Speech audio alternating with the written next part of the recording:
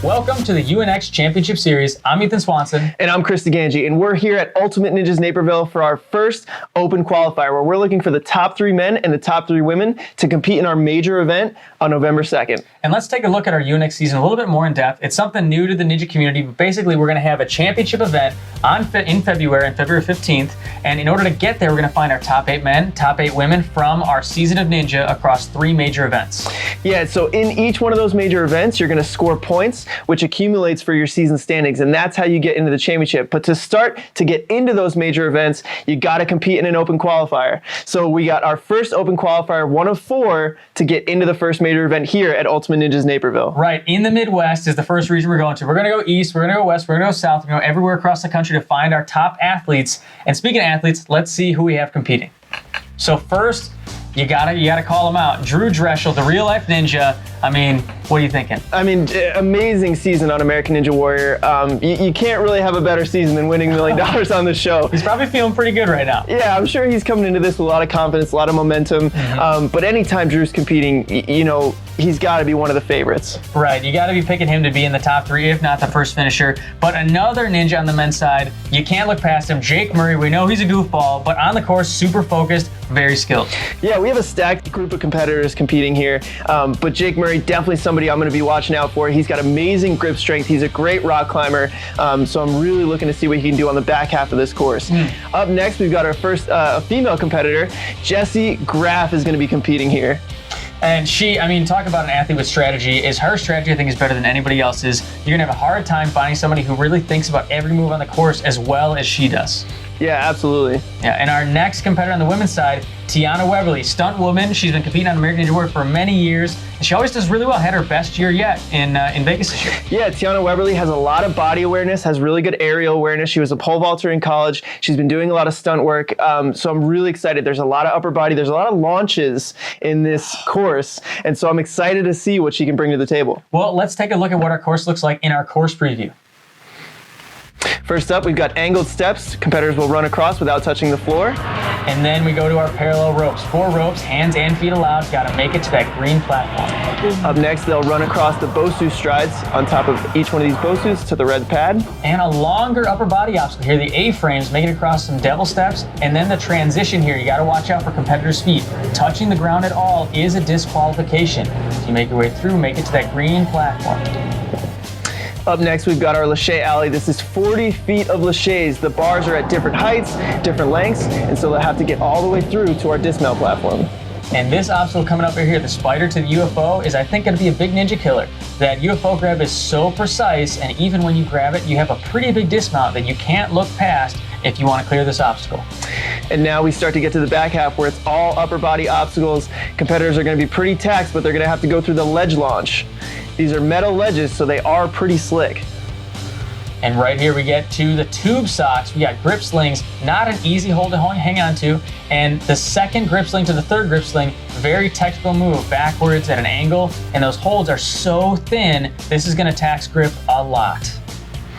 And now our competitors go into 2 obstacles in a row without any rest, starting here with the cannonballs. You go through 4 cannonballs up to 2 wooden rings, and this obstacle is complete when you hit those 2 wooden rings. As you can see, you can use your feet there on the truss to help you.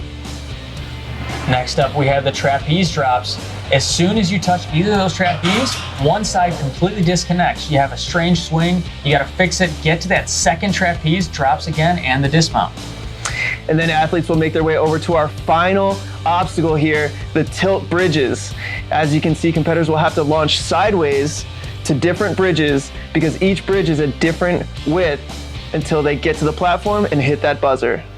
Right, and our overall time limit, 4 minutes and 30 seconds, which is not a ton of time. It'll give you enough time to rest and kind of frame it out how much you need and what you need to do. But 4 minutes, 30 seconds, I think we're gonna see some competitors get close to that time limit. Yeah, I mean, I think it's a good time limit. It's definitely not something that you're gonna be able to take a lot of rest with. So I'm excited to see the strategy out there. We've got Shea Votto up first. We're gonna go ahead and take a look at the run. All right.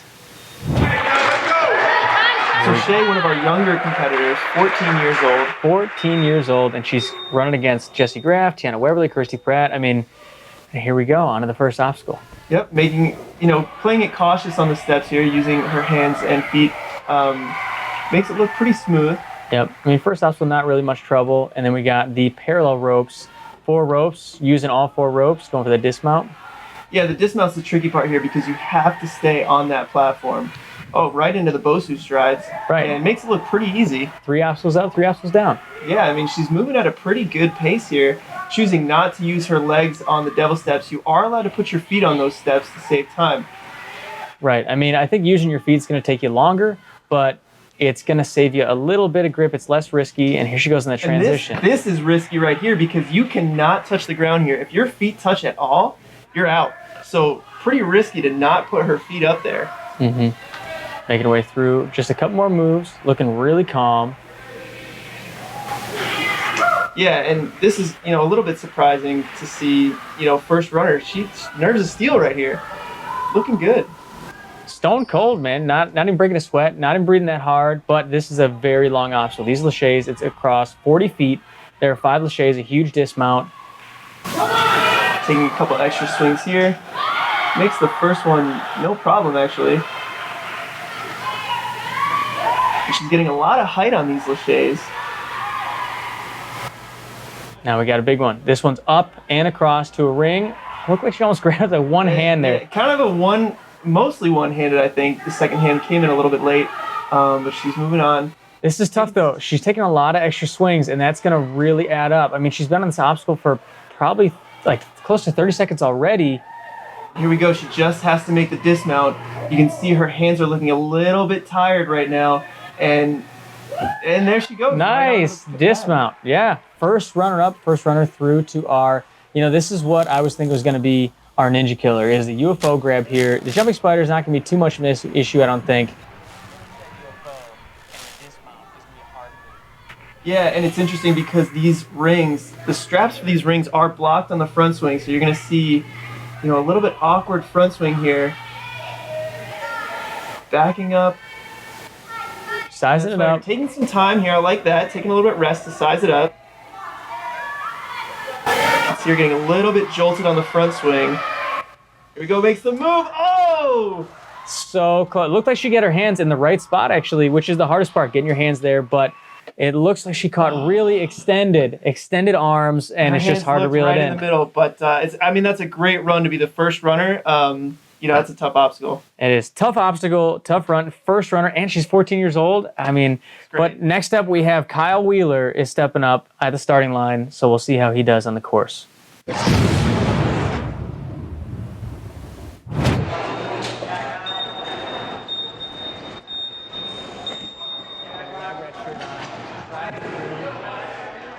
That's definitely the fastest way to do that obstacle, one stepping it through. Yeah, looking very smooth. He's kind of locked off here.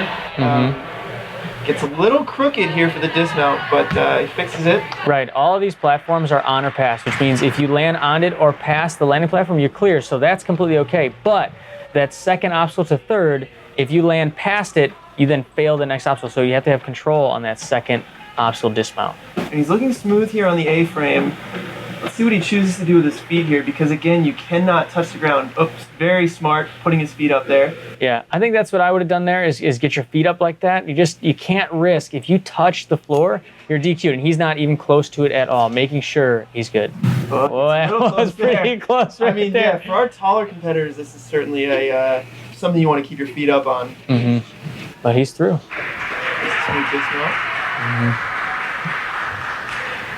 Taking a breath right before a super long Lachey alley right here. Just got to build up the swing. There we go. Get some power in the front swing. Makes a nice landing. Keeps the momentum. Going right off that first backswing. Taking a couple extra swings here. He's got to go up to that ring. Yeah. Looking good. I mean, he's looking pretty smooth through this obstacle. He is. He's taking a couple extra swings. He's not quite linking all of them, but, I mean, everything looks smooth. Yeah, and here we go for the dismount. I mean, aside from linking those laches, that was pretty smooth. I thought he kept his momentum pretty well throughout that whole thing. Very, very smooth, very confident too. He didn't really second guess any of those moves and was never super extended on the catch, but I think this is going to be the big factor. I think we're going to see a lot of people fall here and then a handful of people get through it.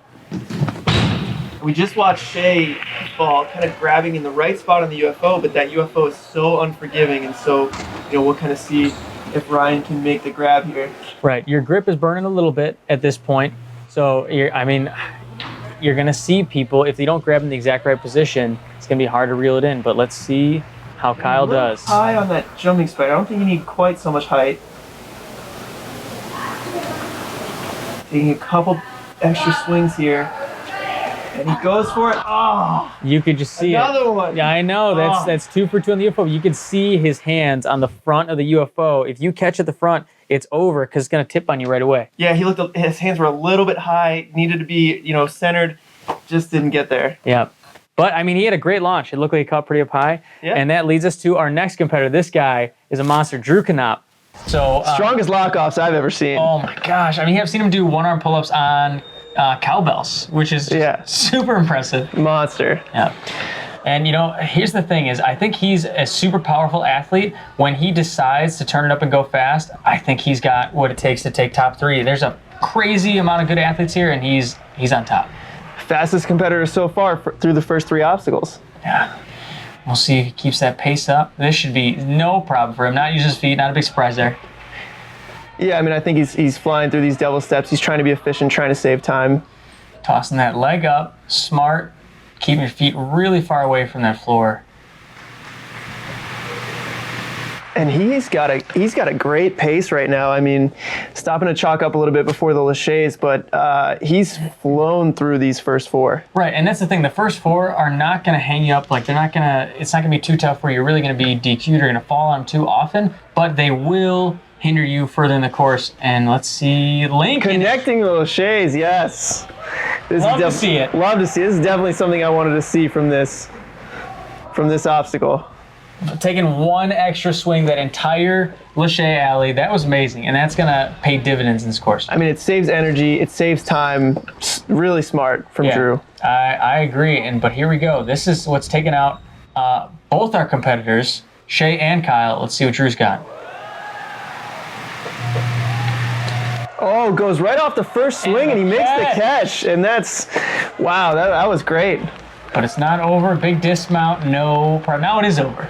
Now it's over. It makes it easy on the dismount. He looked comfortable through that.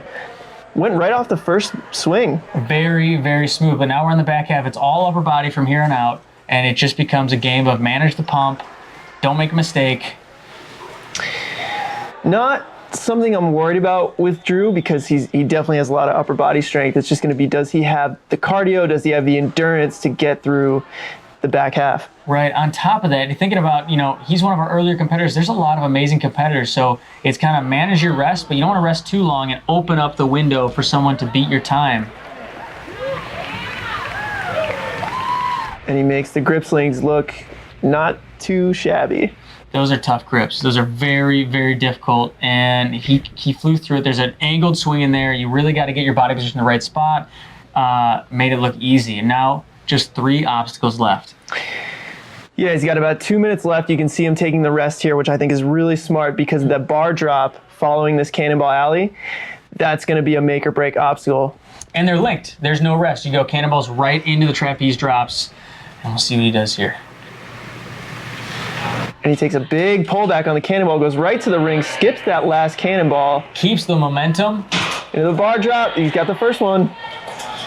And he's looking like he wants to hit this platform. And it looked like he just got his swing off target and misgrabbed on the bar. But it looked like he almost changed his decision as he was swinging. It looked like he wanted to line up for the platform, but if you can look and see, the bar is angled at 2 points, and so it's going to correct your swing if you don't go right away. Yeah, if you're lined up, you better go right then for that dismount, because if not, it's going to pull you in a different direction.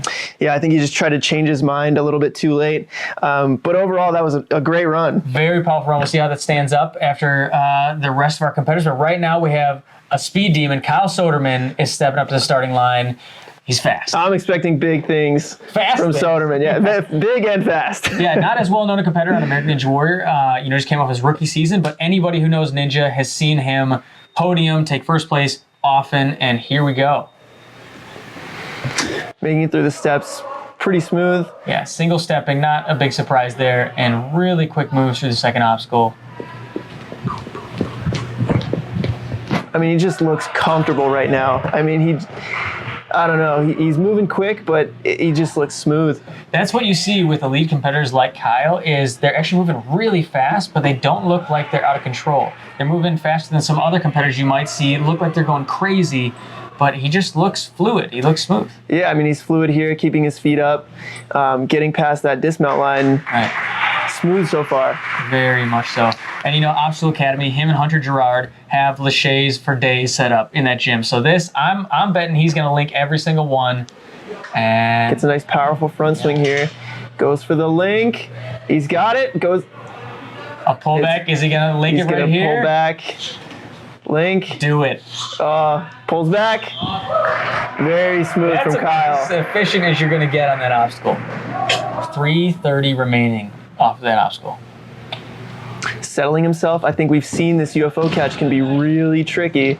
He's into the jumping spider. We just saw Drew go right off the first swing. We'll see if Kyle does the same thing. He goes for it and catches really high. That is not an easy catch, but he makes it. Wow. That's a pro right there. Not everything going exactly how you planned, but he still fixes it. I mean, I would see a lot of other athletes hit it like that and just go down. Yeah, I mean, it was a great adjustment midair. Here we go, onto the back half with a ton of time. 2:40 left. You know, he's got a lot of time, and I think we're seeing him kind of slow down his pace now for the back half. It looks like he's breathing a little bit more in between each obstacle, and I think he's really trying to set himself up for success here. Here we go. This is a weird swing. Got to get that sideways swing, build it up. He's got it. Come on. There you go. He's got the grab, just has to make the dismount. Skips the last grip sling. That's smooth right there. Here we go. He's got 2:10 left. He's ahead of Drew Knopp's pace. So he's looking good. I mean, 2 minutes, we got 3 obstacles left. That's a lot of time. He's got more than enough to finish the course. But it's like I said before, there are amazing athletes coming after Kyle. You know he's thinking about that. You can see him behind him. You see Stratis right there. Hunter Girard's behind him. And we'll see what he's got here for these cannonballs. Looking strong, big pullback. Goes right up for the ring. And he's lining up this catch. Makes the catch. Nice. You see his and he hand looks like there. He's kicking out for the pad. And you can see the bar pulling him back in. So now he's got that circular swing. He's gonna have to correct it if he wants to make this catch. He's going in there. And he's got the catch. Wow, slides down to the bottom of the trapeze and still hangs on. 1 minute, 15 seconds left. Well, he's got one obstacle remaining. Plenty of time here. It's all about managing pump at this point. He's walking, you can see him shaking out as he's getting to the starting platform of the last obstacle, a minute left, and it's just deciding when is the right time to go. You don't want to go too late and open up that window for any competitors afterwards. Yeah, that's something you really got to think about is, you know, you have a lot of time left, but you don't want to waste too much time and sacrifice a potential high place if somebody comes in and beats that time. Okay, here we go. He's got 45 seconds. It looks like he's about to go. Here we go. Makes the first catch. That is a wide board he's grabbing onto. This is a big throw. 2 to 3.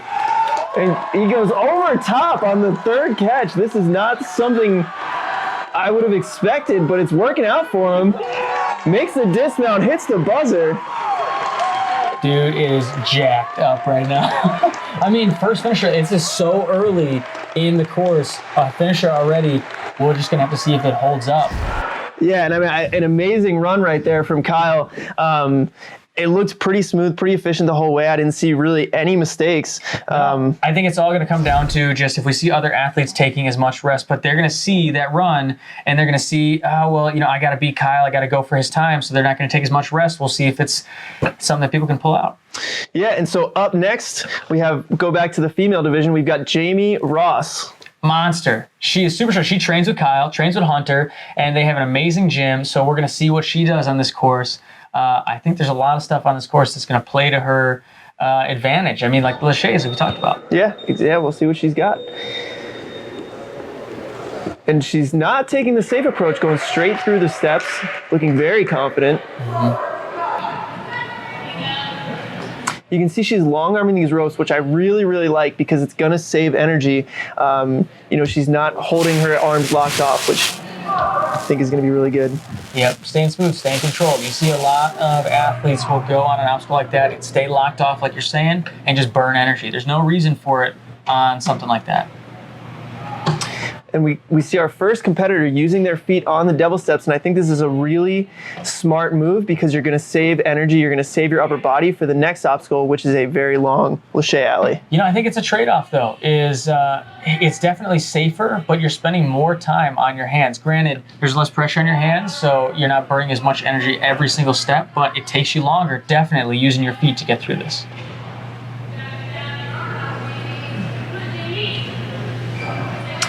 And she's looking good at taking a little bit of time here. Makes the dismount. Now she's got to line up for the lâchés. I don't think we're going to see a problem for her in lâchés. I think she's going to make it through this no problem. They have so many big lâchés set up at Obstacle Academy where she trains. I think this is like a walk in the park for her. Yeah, we'll just see how efficiently she can make these lâchés, try to save some energy. Huge swing, that's perfect. And the form is great, keeps the momentum going on the front swing. Yeah, and you can see she's dropping her hips back every time, so she keeps that momentum, keeps her swing every time she catches. That is a veteran move right there. Takes an extra swing there. I would have liked to see her pull back on that bar to give herself a little extra momentum, but I mean, she's looking confident, she's looking strong. And I don't think this obstacle was too much of a problem for her. No. Just as I said it, gets a little bit close on that dismount. But she's good. She's clear and she's through it now. Obviously taking a breath, looking at the clock, and probably thinking about the UFO here. Yeah, we've seen people struggle with this UFO catch, and we've seen catches made, but not necessarily like the smooth, what we just saw with Kyle. So she's thinking about how to get through this. 2 minutes left, and here we go.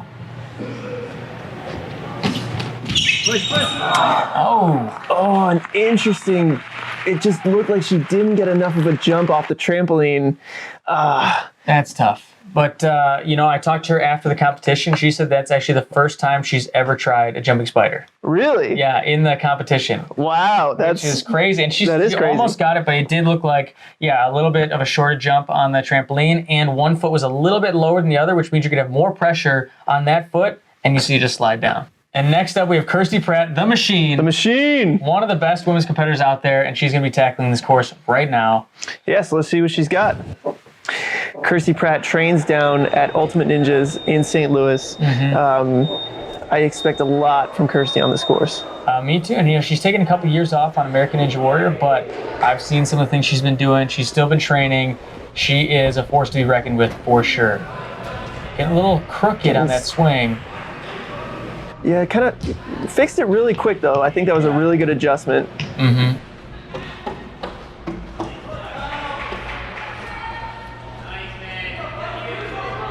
Choosing to go arms only, and I think she's just trying to get through this really quickly, trying not to be on her hands too long. Would you expect anything else from the Machine? Definitely not. Yeah. I mean, she's looking really good right now. Yeah. Some interesting footwork there. Looks like it got twisted up a little bit. Yeah, but she's moving really fast. Makes a nice smooth dismount. Goes back to chalk up before little Shea's. She's making great time right now.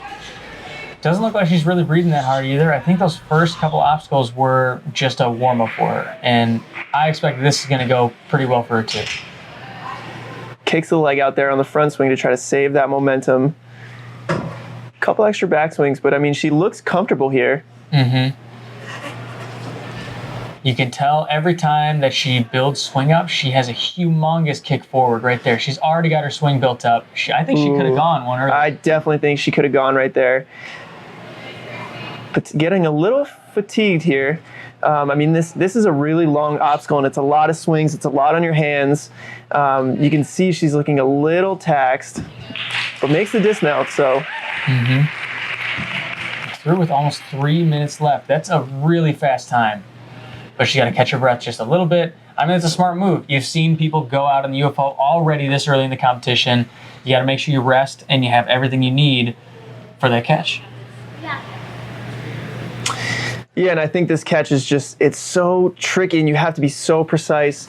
And you're coming from these rings, which is not a smooth swing. There's just a lot going on for this obstacle. So I really like that she's taking a rest here. She's kind of sizing up the obstacle. Smart. She's a vet. She's been there before, you know? Taking a second. That is really high up. She's getting a little bit high up in the. She's getting a little bit high up in the jumping spider. This is going to be interesting. Oh, gets a lot of swing there. But taking a couple swings to correct a few extra. Here's the throw. Oh, and she's caught it. Okay, it's not over. She's asking. She's caught it. She's clarifying with the judge. This is another veteran move. She's clarifying with the judge if she can use her feet up on those ropes, which she can, but she's got to get them up there. And I think she's struggling right now. She's burning. You can see it in her face. I think she changed her mind. She looks like she's going for the dismount. She goes for it. She had her feet on the landing platform. She just didn't get enough. And I think it came down to that decision to try to get her feet up, and then she changed her mind. I think she would have had it if she had just gone for the dismount. It's being stuck between a couple of different options, but even then, she hit the dismount, and you can use the truss. It looked like you could see her just clawing at the truss on the way down. So close. But I think that's going to put her in first place so far for the women because she got there so fast. Yeah, I mean, she got there really fast, made the catch. I mean, that's the first female that we've seen make the catch. Just couldn't get that dismount. But yeah, really good run out of Kirsty. Great run out of Kirsty. And next up, we have Dan Polizzi, half of the Towers of Power. Half of the Towers of Power. We're going to see a lot of flexing on this course right here. Yeah, and not a lot of shirt, I'm suspecting. And there it is. Or how big can the cutoff get before it's just like a tablecloth, you know? But just walking through that first obstacle, that's no problem for him. He's super fast, a strong athlete. Yeah, and Dan, somebody that I train with a lot, I expect to see him get really far into this course. He's got the cardio, he's got the endurance. Dan is a firefighter by trade, so he's used to cardio and training. Yeah, and I used to train with Dan actually back in the day. That's how I got started training with him and Brandon Mears, Mike Silenzi. And he is a freak of nature. Him and Brandon do these upper body gauntlets that I still to this day can't do. So I am really excited to see him get on the back half of the course because I think he's going to do some special things back there. Taller competitor, keeping his feet up. He's got the core strength. Didn't even come close to touching the ground there. Which is important because taller competitors like that are going to have a huge problem when there's incidental contact. But I think he's used to it. He keeps his feet up, and he's not even close to getting DQ'd. Looking good on the Shea. I kind of expected him to connect here, and he just missed the ring. I mean, that's a big move. I expect you got to Lachey to that ring. I think he just misjudged it. Is he's going and thinking, he's got the reach. He's got the reach. Dan is a taller competitor, so a lot of times he can reach things that a lot of other competitors can't. I think he just thought he had the reach and. And Steve, once you extend like that and you're coming back, it's so hard to re-grab on if you're not expecting it. Yeah, that was surprising. That was a huge shock. But next up, we have another veteran competitor, Mike Silenzi, the Stallion. The Stallion. Galloping through the course. Yeah, galloping. Here we go. But he's another one of the guys that I used to train with and still do. But he's been doing it since I think season 4 of American Ninja Warrior. There's not a lot of people out there that have more experience than he does. Yeah, and I think on a course like this, experience really comes into play. You can see he's not going too fast through the ropes so that he lines up the dismount. Doesn't have to take any extra swings on it. But yeah, I think experience really is going to help because when you get to that back half, you're going to need the rest. And I think he's going to really plan this out well. Mm-hmm. Very fast through the devil step portion. Not even choosing to put his feet up. He's got the body awareness, keeping his feet, didn't even come close. So smooth. Very smooth. And saving a lot of energy by just moving that fast. Yeah, definitely. And we'll see, I'm expecting him to link all of these also. He's a very fluid competitor, so. Former gymnast, which I thought he was going to go for it. I thought he would. Potentially seeing Dan fail right there maybe gave him the hesitation to play it safe. And that's a big thing. I know when I'm competing and I see somebody have a hiccup or make a mistake, it'll make me second guess my plan sometimes. Yeah, absolutely. I mean, the mental side of competing is just as important as the physical side, and you can definitely get thrown off by seeing somebody that you trust, like Dan, kind of go out on something like that. Here we go. He's going so fast. No rest to this point. Well, I think Mike is smart. I mean, he's seen... Makes the catch there. He wasn't really centered, but he was able to save it. But I think, Mike is a smart competitor. I think he's seen Kyle finish the course, and he's seen Drew get to the bar drop. So I think he knows the pace that he needs to move at to stay competitive. Yeah, you're absolutely right. He's definitely done it before, and he knows the competitors that are still left to run. I mean, Jake Murray, Hunter Girard, Drew Drechsel. These guys are going to do their best in this course, and they're probably all going to finish. Making the shelves look good. Mike's lining up for the grip slings. And you can see he's kind of shaking out those forms, not taking a lot of rest, which I like. Mike has some of the best grip strength out of anybody that I've trained with. So I really don't expect this obstacle to be too difficult for him as long as he gets the swing right. A reach there, he does pull it in. Does make the reach, and that's a reach that you got to be really accurate on, because if you only grab one side of those grip slings, the other end's coming off. And then what do you do? And then, I don't know. Nothing. You have to do something crazy. But not an issue for him. He's got just about 2 minutes left. So he's pretty close to pace with Kyle Soderman, but he's still got the 3 obstacles. He's got to beat him. Taking a little bit longer of rest here, but I think what we saw with Kyle was he was able to finish the course and he had a lot of time left on the clock. And I think Mike is taking the appropriate amount of rest that he thinks he needs in order to get through this obstacle. Yep. There's a huge trade-off. A nice, makes the little shade of the ring. Keeps the momentum. Taking a couple extra swings to line up this bar grab. He makes the first grab. He's got the first grab now. You got to get that swing lined up. He's looking at that second bar, so he's not looking to skip to the dismount platform. He's going for that second bar, taking a couple extra swings here. He's got to get off of it. Oh! Looks like he just got caught in between, going for the bar, going for the dismount, and that's a spot you just can't be in. You're caught between 2 options. You got to pick one. Yeah, the problem with that obstacle, like we've said before, is you get this circular swing, and so the dismount is so tempting. It's right there, and you think, like, I can make it, but at the same time, like, it's not straightforward. It's not straightforward. I think he did have the muscle to finish the rest of the course, but just that swing took him out. Yeah, decisiveness is really important in these course runs. And next up, we have a legend lining up, Jessie Graff. I mean, a lot of people argue she's the best on the women's side of competition, and I'm not going to argue with that. So she's stepping up on the course right now. We'll see what she can do. That was fun.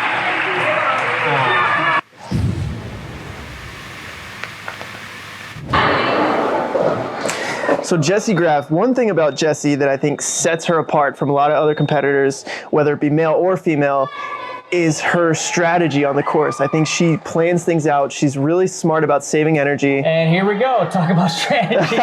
She goes, uses legs, doesn't even use her arm on one of those.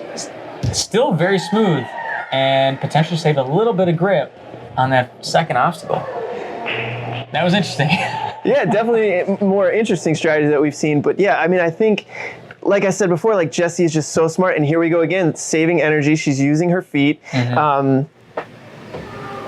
I think she thinks about the courses in such detail that I think it just gives her such an advantage over a lot of other competitors. Yep, I think it's huge. The mental side for Jessie Graff is what sets her apart. And granted, like the physical side, she is amazing. And she can do a lot of things, skill, technique, and everything. But you're right, it's the strategy, the way she attacks the course, and we're seeing it right now. Foot placement, hand placement, the way she moves. She's clearly thought about every hold on every obstacle in depth, and it's paying off.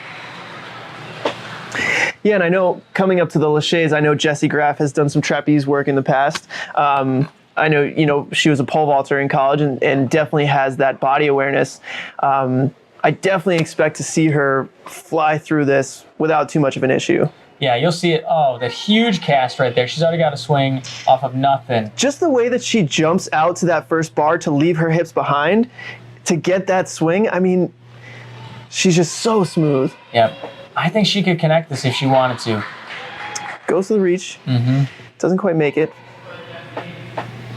But that's not going to phase her.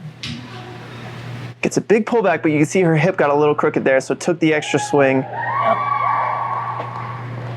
But every time you see her building her swing, she is aggressive with her hips, her legs, kicking that swing forward, which is what you need. Build that swing up quick so you can get off that obstacle.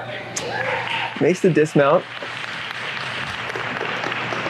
And here we go. No women have gotten past the UFO. We saw Kirsty Pratt catch the UFO, couldn't make the dismount. And so, I'm thinking we might see our first woman get past this obstacle right now. She's taking a rest. Yeah, and I think this is smart. I think, coming off of those laches, your hands, they need a second to recover. And I think you want to collect yourself before you go for such a tricky obstacle. And you see, I don't know if you saw before, she had chalk on her forearms, which is now, she used that because there's no chalk station here before this obstacle, and she knows it's going to be tough. So she used that chalk as strategy, like we talked about. She just knows what the course is going to be like, where she's going to be, and now she's got to do the catch. Takes that backswing.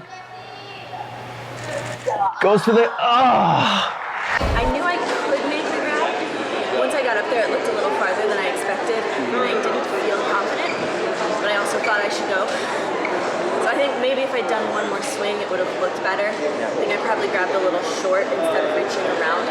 Yep. So maybe I just didn't have enough. yeah, so That's tough, but tough run. We'll have to see how fast she got there. She got there pretty quick, I feel like. And we have another competitor lining up who could do amazing on this course. Tiana Webberley is also, I think, a 5-year A&W veteran. Yeah, Tiana, very good ninja competitor. Definitely think that she's going to be pretty smooth on some of these obstacles. So let's see right now.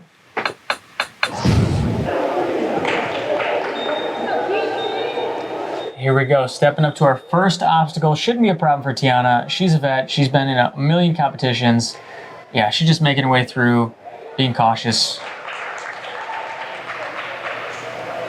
You can see she's staying with her. You can see her elbows are bent here, kind of staying locked off on these ropes, using a little bit more energy, but gets off of it pretty quick. Onto the Bosu strides. No problem for Tiana.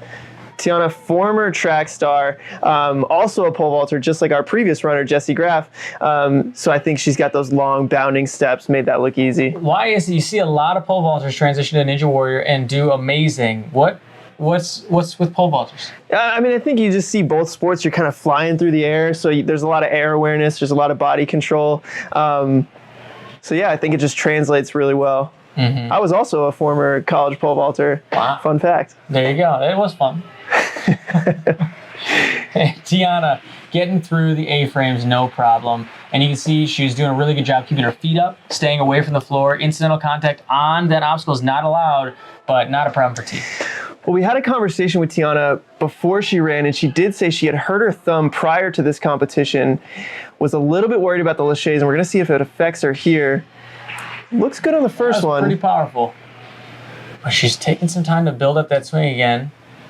And she's taking a couple swings here. You can see her face. I mean, she's grimacing a little bit. She doesn't look really comfortable. She's kind of shaking out there. Yeah, I wonder if that thumb is bothering her. Yeah, and I think you can just see she doesn't look as comfortable as we're used to seeing her. And you can see her looking at the hand. I think 100% that thumb was just bothering her throughout that obstacle. Yeah, and I got to talk to her afterwards also. It's exactly that. You know, she had a thumb injury and she wasn't concerned about the laches. She was thinking that it wouldn't be a problem for her, but afterwards she said, you know, on those bars, her thumb resting on it, putting a lot of pressure on her thumb, made it really painful for her every single lache. So it's kind of unfortunate that we have a 40-foot lache obstacle on our course. Yeah, I mean, I think, you know, she did pretty well up until that point, tried to fight it through. I definitely think we'll see Tiana back when that hand heals up. I think there's going to be a lot of podiums, a lot of majors in her future, but unfortunately not this one. Yep. So next up, we have one of our younger competitors, Michael Vasilevich, a 15-year-old competitor. He was on A&W Junior. Yep. So I think we're going to see some special things from him. Yeah, Michael Vasilevich, a really, really strong teenager. Like Ethan said, was on A&W Junior, did very well. Yeah. There's a fun stat about he was on A&W Junior the first season. He was the tallest competitor in his age group. He's taller than I am. He's 15 years old. Well, that's a pretty low bar. We're going to see if that height pays off here. Yeah, already threw 2 obstacles onto the Bosu strides. And you know what?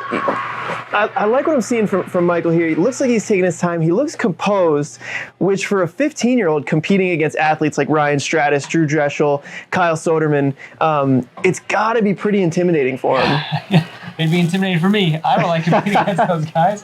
But no, what I like is that it looks like he has a plan, and he's taking his rest in between obstacles, and once he gets on it, he's just executing that plan.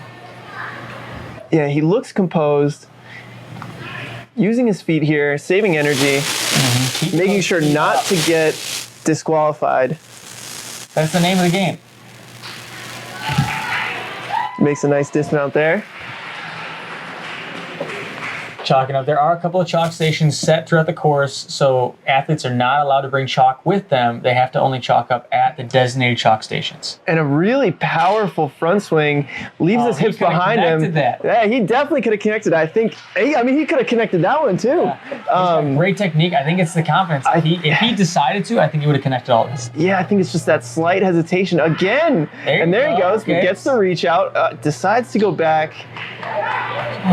A little interesting. Decided to go back. He probably just didn't like the way that it felt.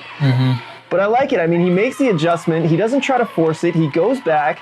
I think that's a really smart move from a very young competitor. Right. That is a veteran move. If things aren't working out the way that you're planning, you got to figure it out at the moment. Maybe change up your plan and just make sure you get through the obstacle, which he just did. We're going to see what Michael's got here on the UFO catch.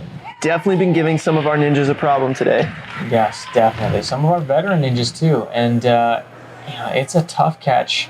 And like you said, with those straps, it's a long extended swing before and short swing when you get in the front part. Taking a couple extra swings. He's sizing it up here. Nice. And he makes the catch. It's a nice catch. He's got the momentum to make the dismount. I think he's going to go straight for it. Hits the pad, grabs the truss, and again, I think we're seeing another veteran move here from Michael Vasilevich. You're allowed to grab the truss, and you can see him dismount and go straight for that truss to secure the dismount. I don't know if you saw it, but he was shaking out, and you could see him go, wow. And so I don't know if he was planning to be this pumped, but you got to keep moving. He's got 1:50 left on the clock. You have no choice. You just got to go.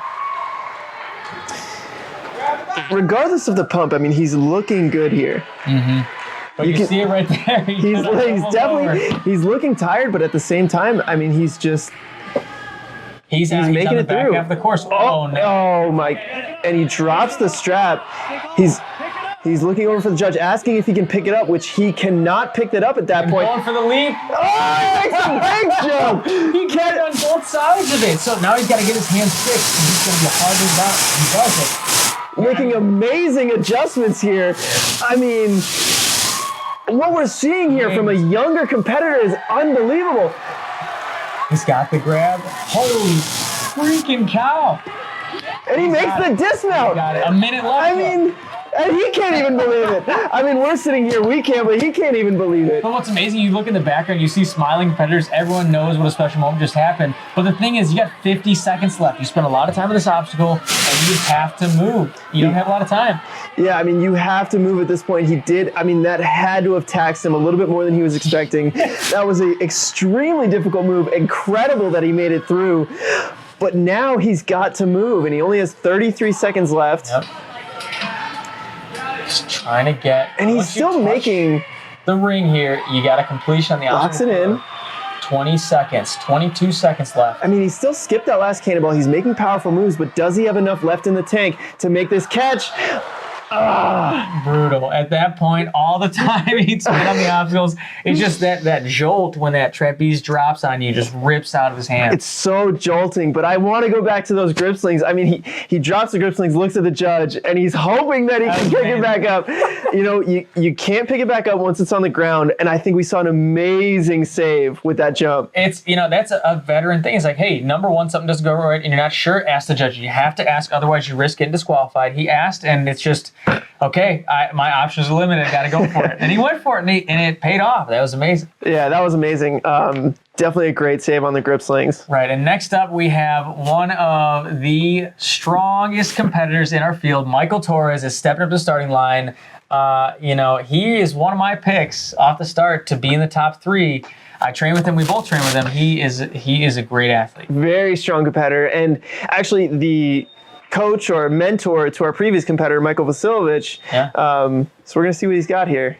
Just basically walks through that first obstacle. Very quick move. Very quick through here. Takes a second on the last one. Dismount smooth. See, that's something we talk about a lot we call it on and off obstacles. Get on the obstacle and get it done as fast as you can. Just get it over with, because the less time you spend in your hands, the obviously more energy you're going to have when you get to the next obstacle. Looked like he was about to try and not put his feet up, change his mind at the last minute. Foot comes off the bar there. That was a little close to the floor. He's still got 4 minutes left, 30 seconds to get through the first 4 obstacles. It's extremely fast pace.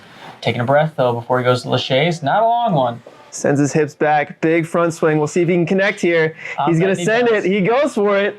Connecting, reach out. That's a beautiful thing. I thought he was going to go for it. He's going to connect on these. Let's see if he can make that dismount. So only 2 backswings to get through that obstacle. That is amazing. That's an elite level execution on that obstacle. Only 2 backswings. I think he wanted those. I think he wanted those connects, though. I think he did. I think he had them too. But just making sure he's playing it safe. Make sure you get through the obstacle. No reason to go out on the 4th obstacle. Yeah, absolutely. And he's lining up our UFO catch here. And I mean, just looks so smooth there. He actually looked like his hands were a little bit in the front, but his grip strength is so good, he's able to pinch it down and gets the dismount. 3 minutes left. This is a good run from Torres. He's not even really looking gassed. I mean, he's still got all this energy to make these powerful moves here. He just crushed that obstacle in no time. Just on and off obstacles. He's so good at just using that power. He's such a powerful athlete. And I mean, I've trained with him. He can do moves that I would never dream of. But the thing is, he can do them, and he also executes them. He does things on the first try that takes me 20 tries to do. And look, I mean, just look at the power in his lower body to send him to the next hold. Well, you saw that grab from the 2nd to the 3rd grip sling. It didn't even look like that big of a reach, and we've seen some competitors have to fully extend in order to get that. And his technique is so good, his power's good, and he's got 2 minutes and 15 seconds left.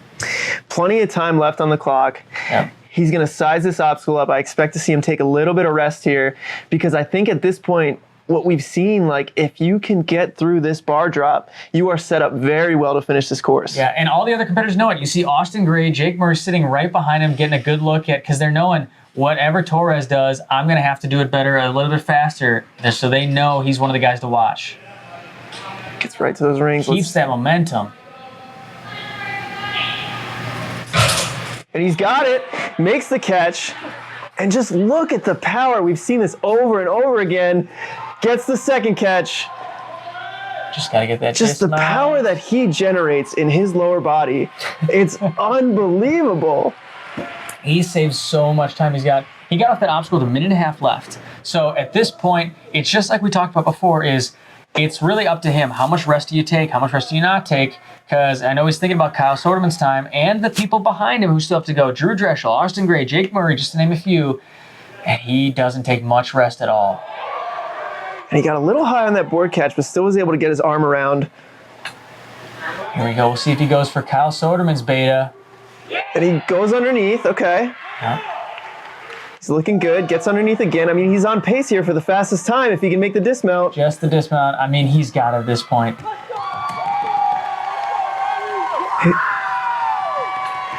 And a huge scream from Torres. I mean, I think when you watch this course, you watch these competitors go through, you can just see how difficult it is going to be to finish. And I think you see it right there in that scream. Yeah. He's so relieved to get through it. Well, it's just like you're saying, so many times you're sitting there at the starting line like, okay, I know I have to do these things, but a lot of times it doesn't go your way. For him, everything seemed to go right. Everything seemed to go exactly how he planned. 45 seconds left on the clock. It's a powerful, powerful run that puts him in first place right now.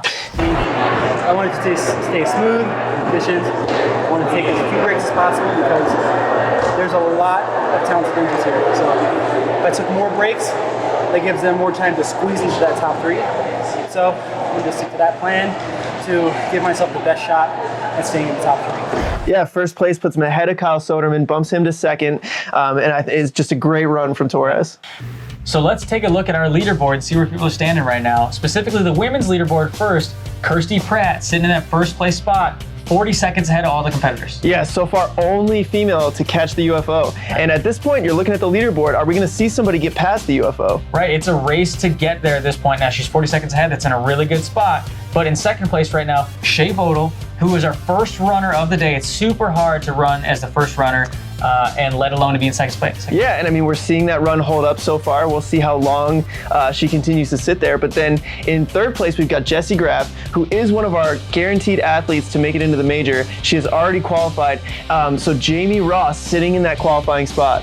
Yep, and those are our top 3 athletes as of right now. A lot of great athletes left, and we'll see if those hold up. Now let's take a look at the men's side. First place, Michael Torres. Amazing run. I mean, he was so fast. And my question is, Ethan, do you think, are we going to see people try to push the pace, try to beat Torres, or does this look like a course where people are going to strategize to finish? You know, I mean, we only have 2 finishers right now, and there's only 3 qualifying spots. You have guys like Drew Drechsel, Jake Murray, Austin Gray, just to name a few that are behind us. Just to name a few. But I mean, they're amazing athletes, and you know that they're thinking about finishing. I'm wondering if Michael Torres and Kyle Soderman are going to be in top 3 at the end of the day. Yeah, and we'll find out. Let's get back to the action. The captain NBC, stepping up. No green hair right now. See if that affects him on the course. I'm going to say it probably doesn't. No, I don't think so. He's going to be all right. I think no matter what color his hair is, this dude's going to look smooth as he does right now.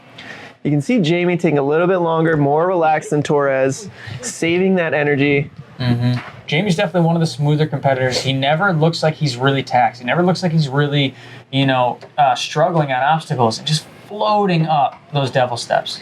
Yeah, and I mean, as a competitor, if I'm watching this and I just saw Torres finish with 45 seconds on the clock, there's time on this course. You do not have to sprint through it. A very close dismount there. Checking for the judges, gets the thumbs up. Looks back to the judge.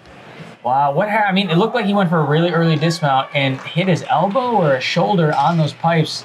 It was very close. But you can see he was past the line. Connecting here on these lachets looking pretty smooth.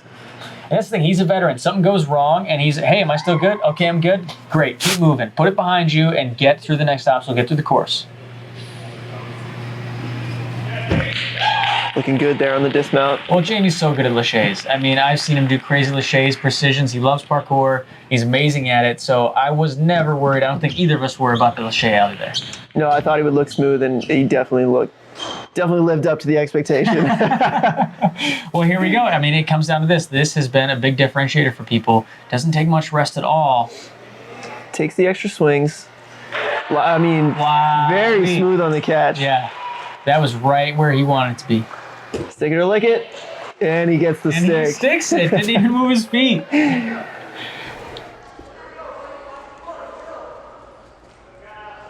Jamie does a really fun thing on social media. If you haven't seen it, he posts stories every day called Stick It or Lick It, where he jumps to something. He's got to stick it with both feet. Can't move once you land, and if you don't land, you got to lick it. Right, which is not as fun, you know.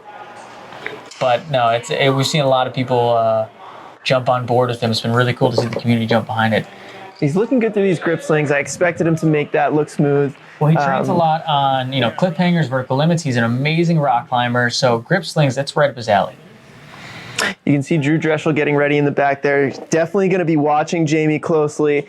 I think as a competitor, you tend to watch the people that you train with. You watch people that have done well in the past to kind of get an idea of what to do. And what not to do some cases, Yeah.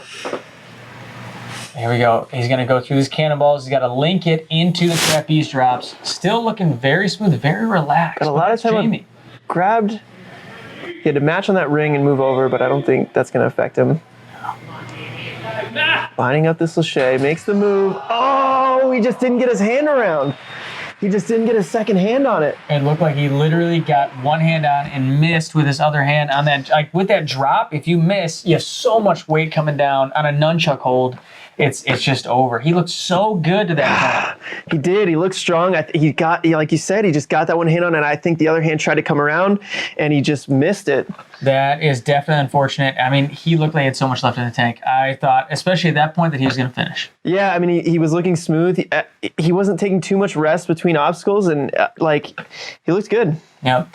Kylie Hughes is stepping up to the starting line, and she trains. She's local. She trains in Libertyville with Mike Silenzi, the stallion, and she's going to tackle our course. Yeah, and I expect to see a lot from Kylie. She's definitely a more unknown competitor. Very strong for a 13-year-old.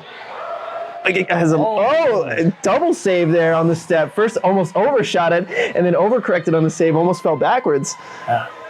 But, I mean, she fixed it, and she's moving on, And she actually is just coming off of UNAA World Finals. She won her division, and, I mean, that is a huge confidence boost. So now she's competing against pros, but coming in with that kind of experience is big for someone her age. Yeah, and, I mean, she's looking confident here. She kind of had that slip up on the steps, but it doesn't seem to be affecting her mentally. Changing up the strategy here, putting her feet on. Okay, now she's a little taller, and her feet are getting very close. Get those feet up. Gotta get the feet up. There we go. Man, her feet were inches away, and that's something, I mean, it's incidental contact not allowed. If you touch at all, that's it. It's treated like water on American Ninja Warrior. If you touch, it's over. And so that worries me a little bit. She's actually shaking out on this obstacle, and if you're shaking out at this point on the course, man, I think you're in trouble. But she has a rest here, so we'll see how long she takes before the Lachaise. Yeah, it definitely took a little bit longer through the A-frame than you would like to see. But she looks calm. She's taking her breaths. She's chalking up, taking her time. She looks very calm.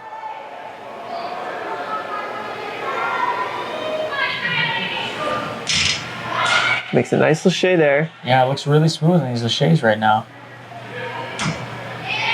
And she's not really continuing her momentum onto the next Lachaise, so that's definitely going to tax you a little bit more.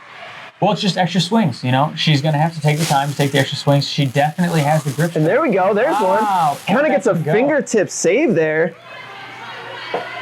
And just the dismount. And you can see definitely looking a little tired there. She's looking at her hands. And I think, she had a couple fingertip saves there. And every time you rip there? I mean, she's looking at her hand right there. It looks like she's picking a little bit off of it. I think she just ripped on the Lachaise alley. But you have to keep going. I mean, rips, you can see her kind of holding her hands. I think you're right. I think she did rip there. But, a rip is not something that's going to stop you from competing well. Definitely more of an annoyance than something that's... Pretty big annoyance. Pretty big annoyance, yeah. Here we go. No one on the female side of the competitors have made it through this obstacle. We saw Kirsty Pratt caught the UFO, couldn't get the dismount. This is going to be tough, especially for one of our more inexperienced competitors. Yeah, and especially after the Lachaise, and she gets high up, she's made the catch. You can see it in her face. She didn't expect to make that. But it's not over. It's not over. She's getting her swing built up. She's turned around. She's got to hit this dismount. Got to hit it, and she sticks it. And you can see the excitement on her face. First female. No, you got to keep going. She's got 1:15 left. That's amazing. And there's some big competitors behind her still, but she's the first to get through here. That puts her in first place right now. And you can see, I mean, just coming off of the Lachaise, we knew that her hands, she was getting taxed.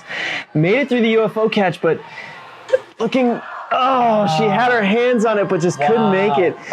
Unbelievable run, though. I mean, you can see, making that UFO catch, she's our first female to make that dismount. Well, not only that, but think about the other women that have been competing we saw Kirsty Pratt, A&W veteran, Jessie Graff, missed it. Tiana Webberley didn't get to that spot. And now Kylie Hughes, a very young competitor, crushes it, makes it past that obstacle, and you can see she knew it. As soon as she hit that dismount, she started going crazy. Well, she caught the UFO, and you can see it in her face.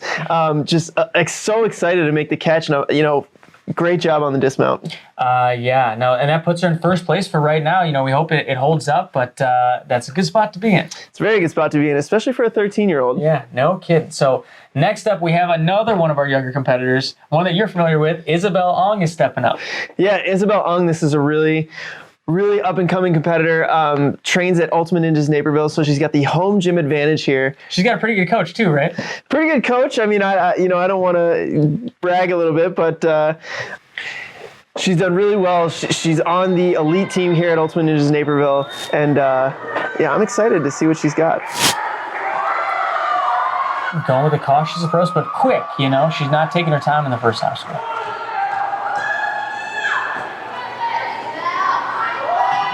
Staying long on those ropes. Getting a little circular here. Well, she fixes it. Yeah, makes the dismount. Good correction there. Yeah, very good correction. And the confidence just keep moving, you know? Not get caught up, all right, I'm circular, what do I do? No, she knew exactly what to do, and she kept moving. Going for the feet on the double steps. Going to try and save some energy here. Mm-hmm. And I think it's smart. I think, you know, I don't know if Kylie's run got in her head where, you know, she was looking at her hands. You could kind of see that her hands were getting taxed. But I think it's smart to say, hey, I'm going to try and save my hands here by putting my feet up.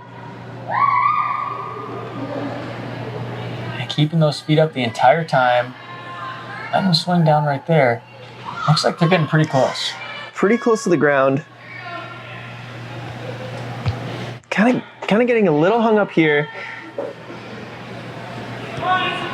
But finally making it. Dismount. Nice. And off of that obstacle. Now we got Lachey Alley. Breathing a little heavy here. You really want to focus here for these Lacheys. You're going to be in the air for a very long time before you get your next rest. Right, and I think she knows that. She took a good amount of rest there, which, you know, take what you need. It's a long obstacle, just like you said. So if you go a little bit too early, you're going to end up burning out. She's looking good there on the first Lachey. Nice good power. Looking good. She's readjusting her hands. Gets a good backswing. Oh, I thought she would have went there. Oh, and just misses the ring. It looks like she reached up with just one hand and just barely missed with her left hand, and that's just so tough to hold on one hand if you're going for that kind of Lachey. Yeah, and I think she took the extra backswing. I think she had it on the launch before, and I think actually she didn't get as big of a backswing on the second one. Mm-hmm. So I think that probably played into not making the grab. I think that's a big thing with newer competitors like Isabelle is, you know, you see them, she could have gone earlier, but it's that confidence, is that experience of, yes, I can go and I'm going to go a little bit earlier. I think if she would have gone earlier, she would have got it. Yeah, and it's just something that you take into your next competition. But up next, somebody who's no stranger to making efficient moves is Drew Drechsel. The real-life ninja stepping up onto the course. I mean, I'd be crazy if I didn't think he was going to be finishing this course right now with a blazing fast time. Yeah, I mean, anytime Drew steps up to course, I'm not going to lie, I say, okay, he's going to finish this. Right, exactly. This is one of the runs that you're going to want to watch, and here he is stepping up. Took home grand champion, $1 million. It's not bad. He's probably feeling pretty good coming to this competition right now. But off on the first obstacle, striding through, you know, parkour background, that's nothing for him. Yeah, and I like what he's doing here. I mean, he just looks comfortable through the ropes, striding through the steps. I mean, it looks like he's having fun out there. Well, I mean, for somebody like Drew, the first half of this course isn't anything that's going to trip you up. It's mainly just, hey, can I get through as fast and efficient as possible, not get too hung up. But it's when you watch him go through something like this, spinning around, he makes it look so effortless.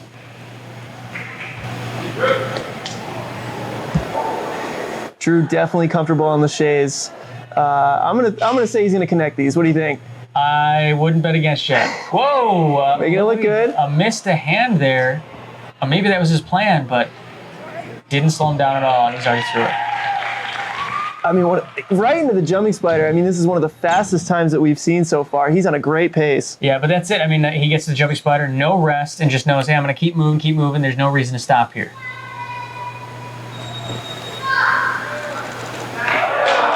And he makes the catch. Definitely something Smooth for Drew, makes the dismount. I mean, he just doesn't even look tired. And then again, right into the next obstacle, no rest. And he's getting through this with over 3 minutes left. He hasn't even used a minute and a half of time. I mean, this is by far the fastest pace that we've seen throughout this course. Yeah, he hasn't taken more than a second or two rest between obstacles. Makes that huge, awkward reach look really easy.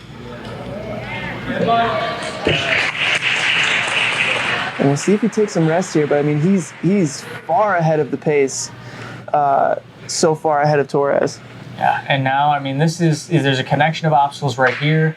He still has 2.5 minutes left, a ton of time. 3 obstacles left. Really, it's up to him just to manage the clock to make sure that he gets through it as fast as he can without making a mistake.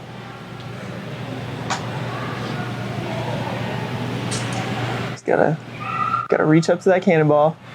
Smart move pushing it out so that he can actually reach it.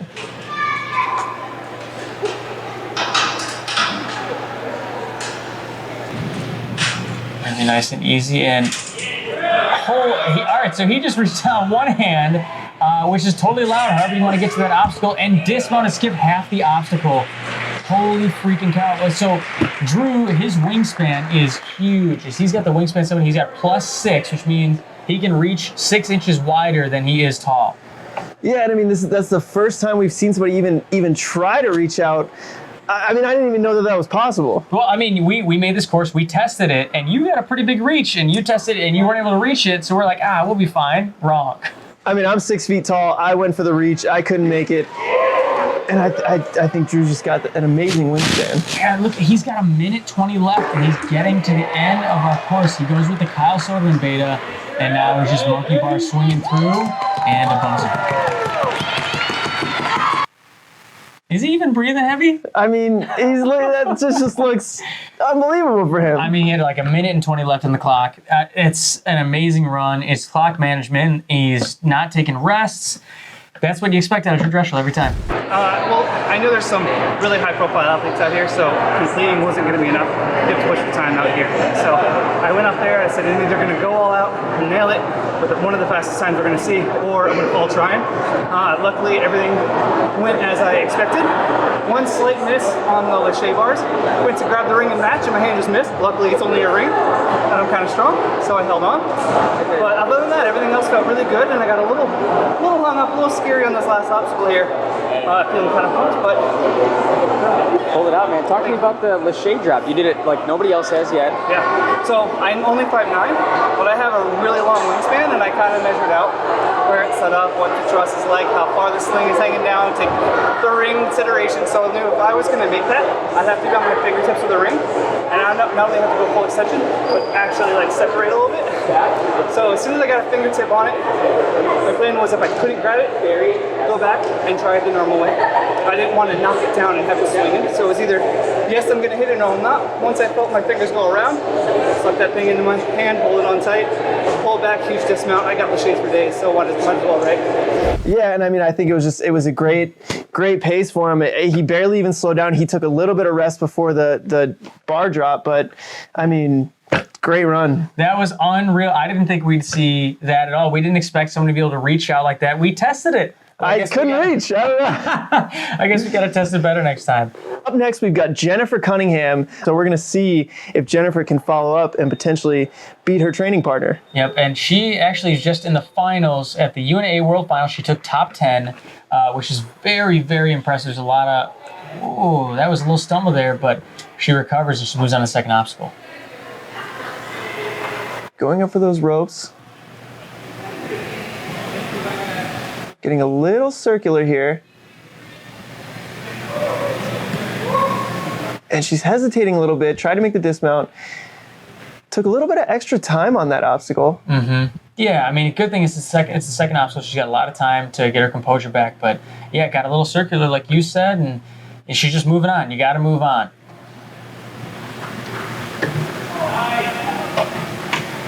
Making her way up the double steps, we can see using her feet, trying to save energy here. Interesting there. It looked like she wasn't really sure exactly how she wanted to do that transition. Had a foot back, took it off, put it back again. But once again, she's getting a little caught up. But she's moving on. You just got to keep going. And you can see still using those feet, keeping them, trying to make sure she doesn't get the disqualification. I like that. Moving over to that dismount platform, and she's off. And kind of one of our shorter competitors today. How do we think, these are big laches here? They're huge, and that makes a big difference. It's definitely a bigger move for some of our shorter competitors, but she's got the power. You can tell that she's a powerful athlete, so I don't think that this is going to be too much trouble, and she trains with Kirsty, too. Well, she makes a nice move on the first one.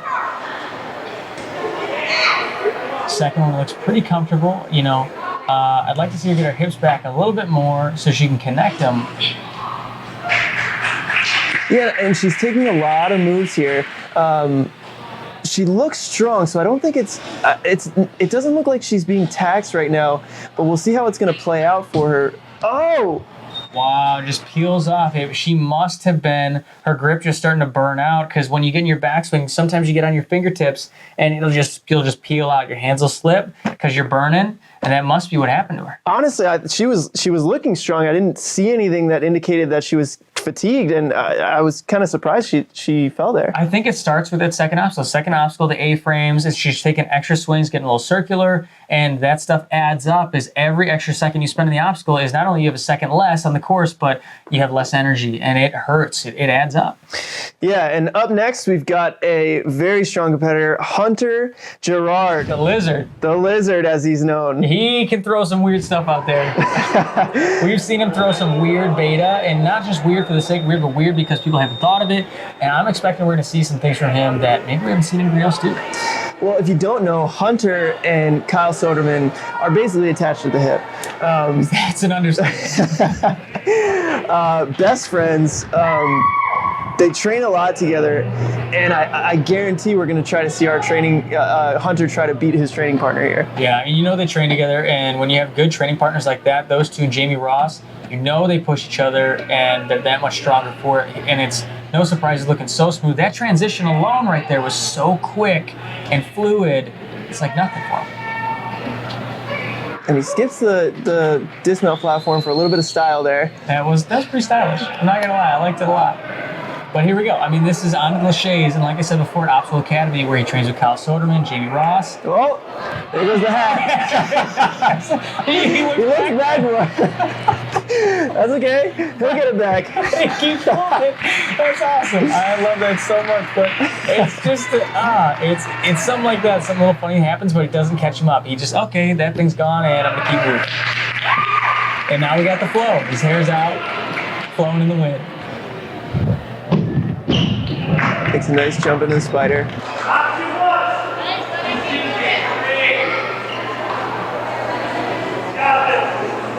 Hunter getting a little high here, taking a second, eyeing it up. Makes the catch in the UFO, very smooth. And he gets a lot of power there, and smooth on the dismount. Yeah, the trusses are in play. You see him as soon as he lands, he goes right for the truss. I think it's the right thing to do. It's there. Why not use it? Make sure you brace yourself. He's looking good on these shelves. And he's making good time here. He's got 2:36. He's on a pretty good pace. This is where it gets heavy, though. This is where the grip starts to add up, and these grip slings are thin. They're very difficult to hold on to. Big kick. Come on. And this is, we haven't talked about this really, but this move to that third grip sling, it is at an awkward angle, and that's why you see so many people kicking out forward to try to line themselves up. Mm-hmm. Yeah, it's an awkward angle. It's a pro move. You're on really hard holds. You got to be really precise, and the swing is difficult and big. There's a lot of stuff going on there, but didn't catch up Hunter. That's nothing for him. I think he trains a lot of weird movements and shows. He looks very comfortable out there. Yeah, and right now he's on a very similar pace to Kyle. And he's got the reach. Yep, getting that one started so he gets to grab on it a little bit easier. 1:40 left on the clock. Gets up to that ring. Big pullback, and he goes for the reach. Oh, no. And the bar is off now. So one of the stipulations on this obstacle is you cannot use anything but your hands. So he gets it kicked and he stops it here, which is allowed.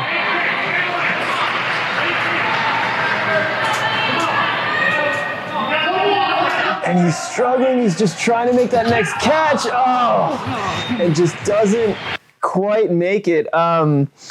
Just slides in there. Yeah, I mean, so that obstacle, it would have been a judge's call if it was DQ'd or not. He fell in the obstacle anyway, so it ended up not being a difference. But yeah, you can only use your hands on it. Once he kicked it, if he would have reached out when he was swinging, that would have been a DQ, no problem. But it's kind of a gray area since he stopped it. You know? Yeah, I mean, I'm going to be honest. You'll see me in the background a lot on this footage. I was actually the judge for this course, and kicking the bar would have gotten you DQ'd. So even if he had completed that obstacle, it would have been a disqualification because he kicked the bar. You were not allowed to use your feet on that. Yep, and that's part of the rules. You said no feet, only hands, and unfortunately, he must have just barely got his fingertips on it and loosed it. You know?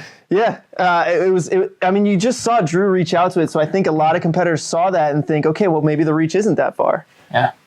Well, Drew does a lot of things that makes it easy. So, but next up, we have another competitor, Darren Perez, who's stepping up onto the course, and he's actually an international competitor. He's competed in a bunch of different Ninja Warrior countries, including, Vietnam, and now he's here at the UNX First Qualifier. Well, yeah, you can see his shirt says Guam Ninja Warrior. This is definitely the first competitor that I've met from Guam. I don't know any competitors from Guam except for Darren now. But he's already through 3 obstacles. He's making a quick pace. And this is where we'll start to see the differentiation. He looks like he's staying smooth through the devil steps on the A-frames. Saving energy here, using his feet, looking smooth.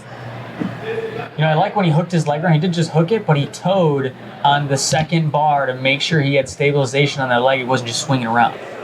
Very small detail, but I liked it. Yeah. He's looking very good here. I like the confidence that he's got going into a lot of these obstacles, and he's connecting on the laches. This is very impressive. And like you said, he has competed on several international stages. That level of experience has got to be invaluable. I mean, going to different countries and competing and knowing the pressure of not only just competing on a show, but competing somewhere where you had to travel, you had to spend a lot of time and energy to get there. That's a lot of pressure. So this is probably nothing for him. Yeah, he's looking good here, taking a second before he goes for the jumping spider. Getting in there pretty easy. And now here we go. Once again, this obstacle, very difficult. And those straps, they change length as soon as you get past the halfway mark of your swing. And he goes off the first swing. Not something we've seen from a lot of competitors. He's a little crooked here. He's going to have to fix it. And makes a dismount. Nice. And no truss. Just stomps it. Looking good. Yeah. No, but that's another veteran move, is he's getting a little crooked on that UFO. And he knows it's hooked onto 2 points, so it will correct itself. His swing will center back, and he's just going to wait. Okay, I'm going to wait till I'm lined up and go for it. Yeah, it's so important not to panic in those situations, and I thought he stayed relaxed, he stayed calm, and now he's up to the grip slings. 2 minutes and 15 seconds left. It's an okay amount of time, but I think if he wants to finish this course, he's going to have to pick up the pace a little bit. Yeah, I think we're seeing a little bit of a slower pace here. But I mean, as we've said, we haven't seen too many people get past the bar drop. Oh, he's getting a little hung up. His swing is a little awkward. See, now he's swinging back to the right, actually away from where he wants to go. This is going to be really hard to fix. And he's going for the figure 4. You can't use your feet on the PVC, but he's fine to use his feet in that situation. This is a lot of energy. This is going to be really tough. Even if he grabs it. And he's got it. Wow. Pulls it through. That was impressive. What does he have left? I mean, that is a very taxing obstacle. Hung up on that for a little bit. He's got time, though. He does have time, but I mean, not a ton of it. You can't rest too much, even though I know he probably needs it right here. Well, in my opinion, I think you take the rest now because you've got 2 obstacles in a row, and the bar drop is so aggressive with the drop that you take the rest now, and then you try to sprint through the last obstacle. I think you're exactly right. I think you just try to get through this gauntlet right here, these connection obstacles, and he's got less than a minute to do so.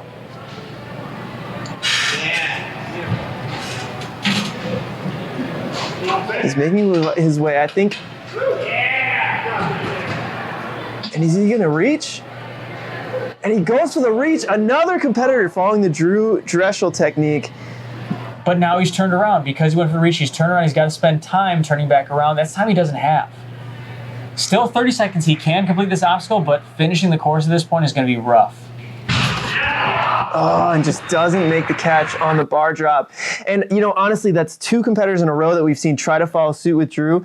And if I'm being honest, Drew is not a tall competitor. No. So that reach probably looks so doable now. It's that wingspan. He's got +6 wingspan versus his height. So people probably, like you said, look at him and go, hey, I'm his height. But they don't know he's got that humongous reach advantage. Yeah, but other than that, I think it was a great run from Darren. I think there were a few hang-ups here and there, but he pushed through, and I thought we saw some very veteran moves for him, just to fight through and get that far. Yeah, his experience being a huge differentiator, and you see the confidence. Like you said, didn't see a lot of athletes go on that first swing to the UFO, but we saw Darren do it. Comfortable. Looked comfortable, yeah.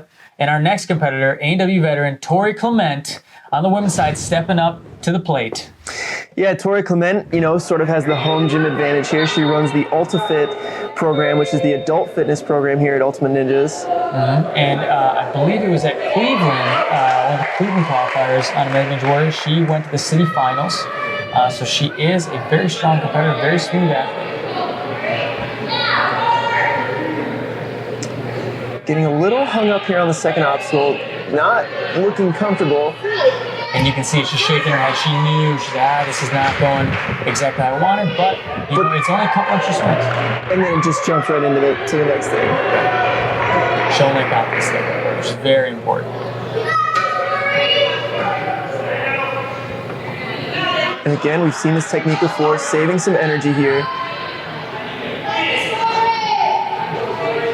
Using the feet, making sure she's got her hands set before she moves.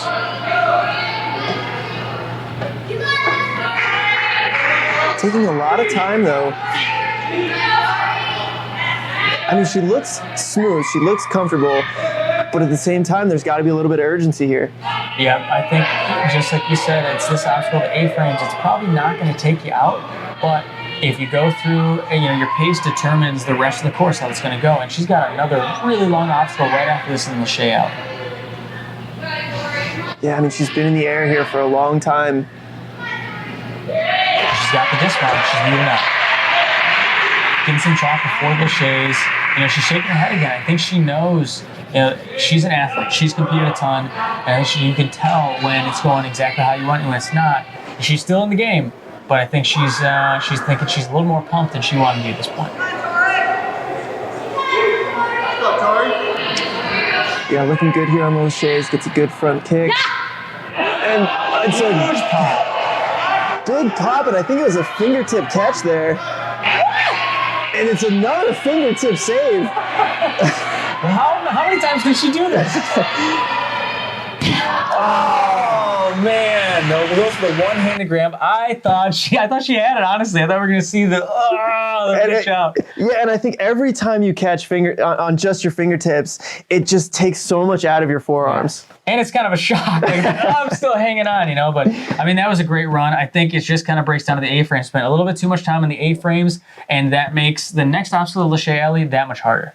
So, but after Tory, we have a vet. He's Did I do it right? Did I do it right? Yeah, that's it. Well, hopefully we get to see it here today. Ryan Stratis. Ryan Stratis. I have to take a second to talk about Ryan, but I started watching Ryan compete many, many years ago, and he's somebody I've looked up to for so long. I love watching this guy compete. Yeah, and you know what? He's like a fine wine. He gets better with age.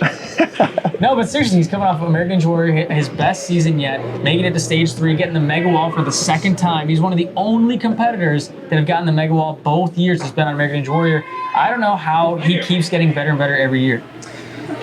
Yeah, and Ryan he's at a good pace right now, and I think he's got the most experience out of anybody competing, correct me if I'm wrong, in this competition. No, you're absolutely right. He's one of the OGs. Oh, geez, and he's looking good. He's got a great pace here. He's attacking every obstacle. Yep. Oh, that's a beautiful thing. Link in the Lachey's. Can he link all of them? Oh! So close. Oh my gosh. But he's good. He's getting a go-ahead from the judges, so he's moving on. But he linked all of them, saved time and energy, and was that close on the dismount. Brush it off, you know? He was so close. Well, here we go. We got the UFO catch. He's taking out some strong competitors so far. Taking a second here. Gets really high on the catch, but he gets it. Getting a little sideways. A little squirrely on that swing, but I mean, he's a vet. If anybody's going to know, hey, just wait it out, you're going to correct yourself, it's going to be Ryan Stratis. I love the pace right now from this guy. I mean, he's one of the older competitors that we have in this competition, and he's crushing it. He had 2:45 left. That's a ton of time on this course. You can see him shaking out, and you know, our next obstacle right here, this is not an easy one. And it's just the experience. I mean, he's competed longer than anybody, and he competes so well. We've seen it time and again. Yeah, got himself a couple of city finals patches the last few years on American Ninja Warrior. Huge kickback. Is this going to throw his swing off? Nope. Super easy. He caught it like at his shoulder. No problem. Keep breathing, Shea. He's looking good, and now, I mean, he's got plenty of time. He's right on pace with Kyle Soderman, Michael Torres, two of our other finishers, and now he's just got to pull it all together, but he's making good time. And you can see him shaking out his arms. He's trying to get that lactic acid moving around. You know, at this point in the course, you're just so taxed, especially after those grip slings. Here we go. 1:40 left. You know, a healthy rest, not too long, but now we're moving. Big pullback. He gets to the ring. Are we going to see the reach? Playing it safe here. Goes for the catch. Oh! And again, he just missed a hand. I know. We saw it from Jamie Rahn earlier. It's once that trapeze drops, it's not in the same place anymore. If you hit one hand right before the other, it's moving on you. And I think the same thing happened to Jamie Rahn, happened to Ryan Stratis. Just not the same spot, and you miss a hand, it's impossible to hold that. Yeah, I mean, he was looking strong, and like you said, that hand just didn't catch at the same time. Oh, I thought he was going to get it. Pace. He was at such a great pace. He's looking strong. And you know Ryan Stratis had it in him to finish it. Yeah, absolutely. Great run. Yeah. So now we have our next competitor, Jimmy Choi. He's a local to Naperville. This is his home gym. Yeah, another, home gym advantage. Jimmy Choi, we've seen him compete on American Ninja Warrior. Phenomenal competitor. This guy trains harder than anybody, I think. Man, I see him... Not physically in the gym, because I'm not there, but I see him on Sunday. He's at the gym every morning doing UltraFit, and not only that, but he's training every night too. He puts in the work for sure. Yeah, and I know for a fact, I've seen him do over 100 pull-ups at once without stopping. No way. Yeah, I mean, he's amazing. 100 pull-ups without stopping? That's insane. Yeah, he's a monster. Wow. Well, I mean, this is a tough course. There's a lot of upper body elements in here, so that is definitely going to help him. And you can see this shirt that Jimmy's wearing for Team Fox. Jimmy, he does work with the Fox Foundation to help raise money for Parkinson's. Jimmy does have Parkinson's disease, but it definitely does not slow him down. And he is an inspiration. Seriously, you watch this guy compete, you wouldn't even know that he's dealing with that, but he's amazing. And you watch him do his stuff and think, that's something, I'm going to train like Jimmy, I'm going to be as strong as he is, and a lot of people, are looking up to him. And another fun fact, Jimmy, I think part of his competitive spirit definitely gets pushed by his daughter, Karina. She's competed on American Ninja Warrior Junior. She's a phenomenal athlete. And I think, there's a little bit of that dad pride. Like, you don't want to get passed by your kid yet. Yeah, well, I'm sorry to say, Jimmy, Karina, I think it's going to happen at some point. I think she's going to pass all of us. But, here we go. He's stepping up. He's going right on the Shea's, building a powerful swing. Looks good on the first one. The second one looks pretty comfortable. I like it. Not a lot of extra swings. He's going right into it, taking the swings he needs. You can see he looks like he's getting a little bit taxed here. You can see it in his face.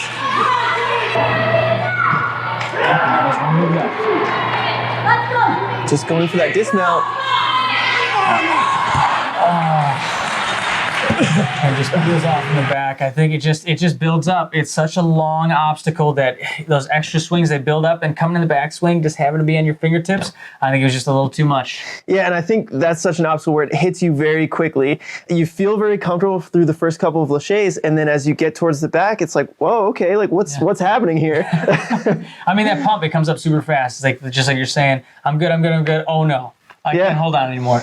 But now we have one of the favorites to win it all here. Jake Murray, the Wildman, is stepping up to the plate.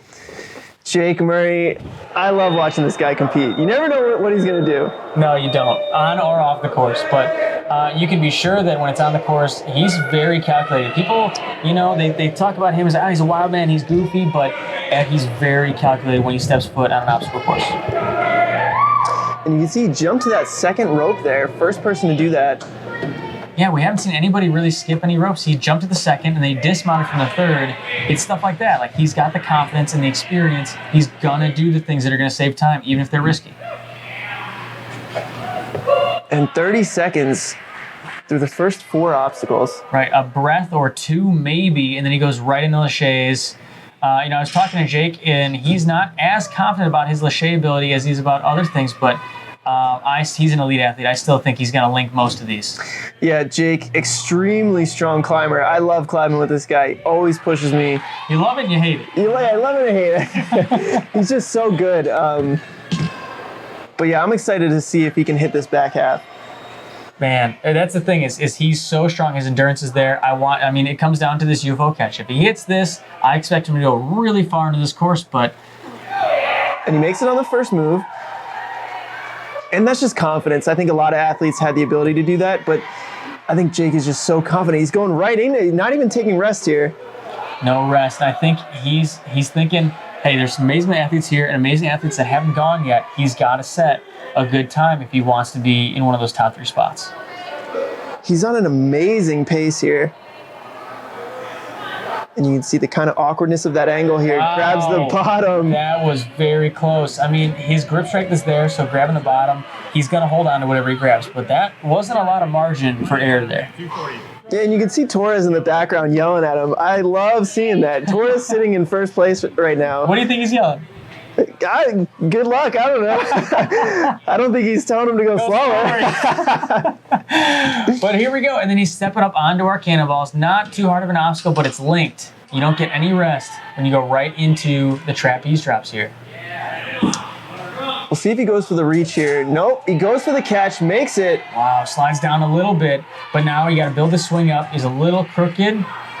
And you kind of wonder, did he take the beginning of the course too fast? He makes the catch. Wow. And that was immediately dismounted, but you can see it again. He slipped down the trapeze on both of those catches, but here it goes. He is at the same pace of when people were just starting the Cannonball Alley. Oh my gosh. Just under 2 minutes left, and he's not even taking the rest. Not even taking the rest here. And this is a very difficult section of obstacles, especially when you're this pumped. And he's taking a couple extra swings here, he's trying to line it up.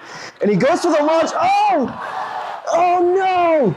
He had such a good pace. Dude, he was on an amazing pace. It looked like in the air, he was trying to go for in between going Kyle Soderman's over the top, or we saw Michael Torres going side to side, and when you're stuck between those two, you can't.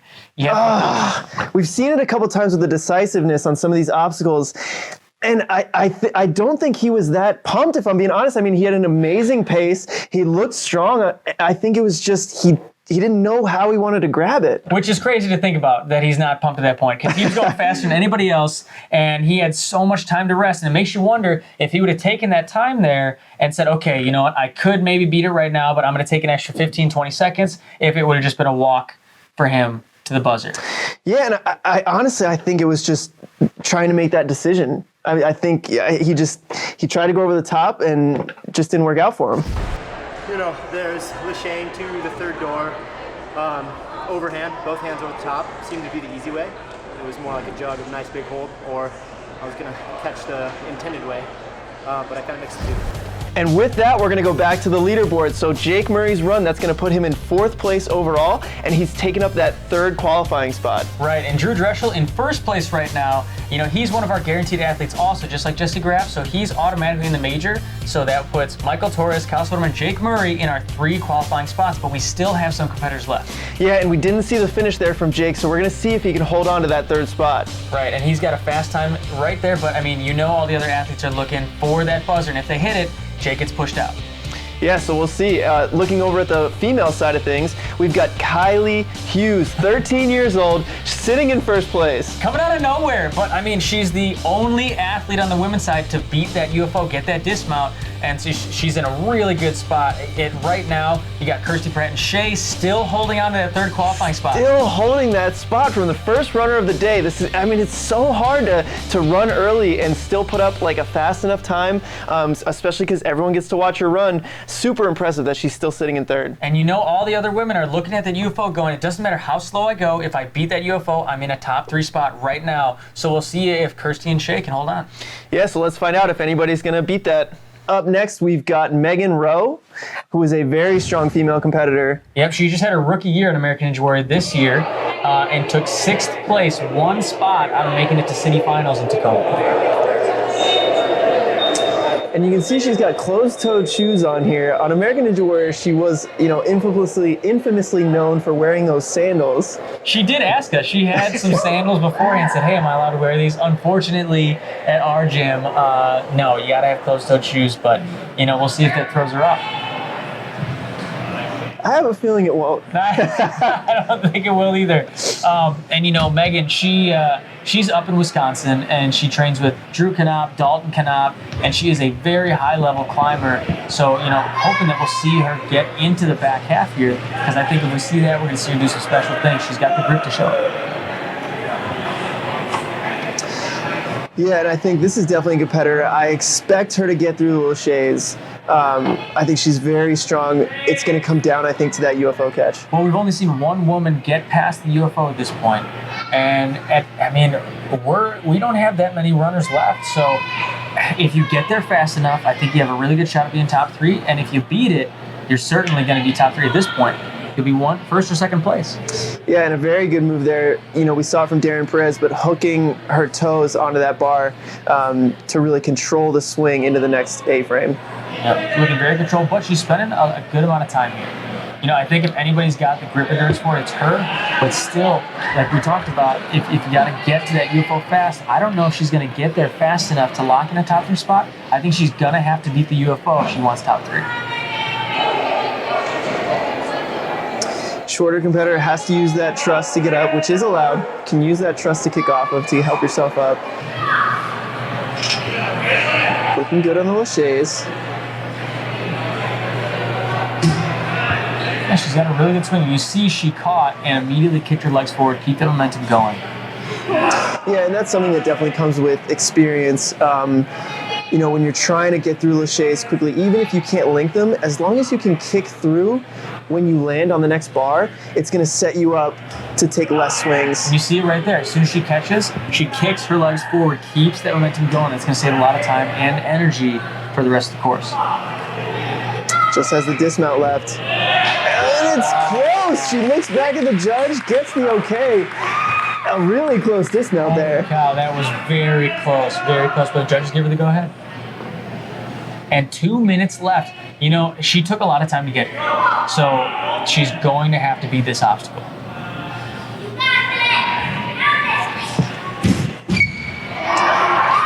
Kind of an awkward jump off the trampoline, but makes the landing on the jumping spider. Good correction in the air.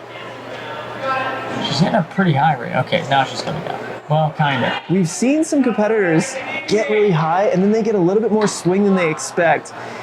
And she's coming down a little bit now. She's still a good amount up there, though. Well, as you said, I mean, I think if she wants to be in the top 3, she's going to have to make this catch, and she's going to have to make the dismount. Oh, there it is. So she's got the catch, but okay, wow. So she goes for the legs like Kirsty did. She gets her heels up there. At this point, she just got to walk it in. And that's a big move to get your legs up. I mean, we saw Kirsty try it, couldn't get there. The rope is up there. And now we have our second female to get through the UFO catch. So this puts her, she's in, at the first or second place at this point. If she beats this next obstacle, she's going to be first place no matter what. She's only got 53 seconds left, though. Yeah, and I think, we have some more female competitors coming up. You got to move here, I think. I think so. At this point, she knows she's in a good spot, but you got to do everything you can to give yourself a better opportunity. It goes for the front of that ledge, and it's those ledges are slick.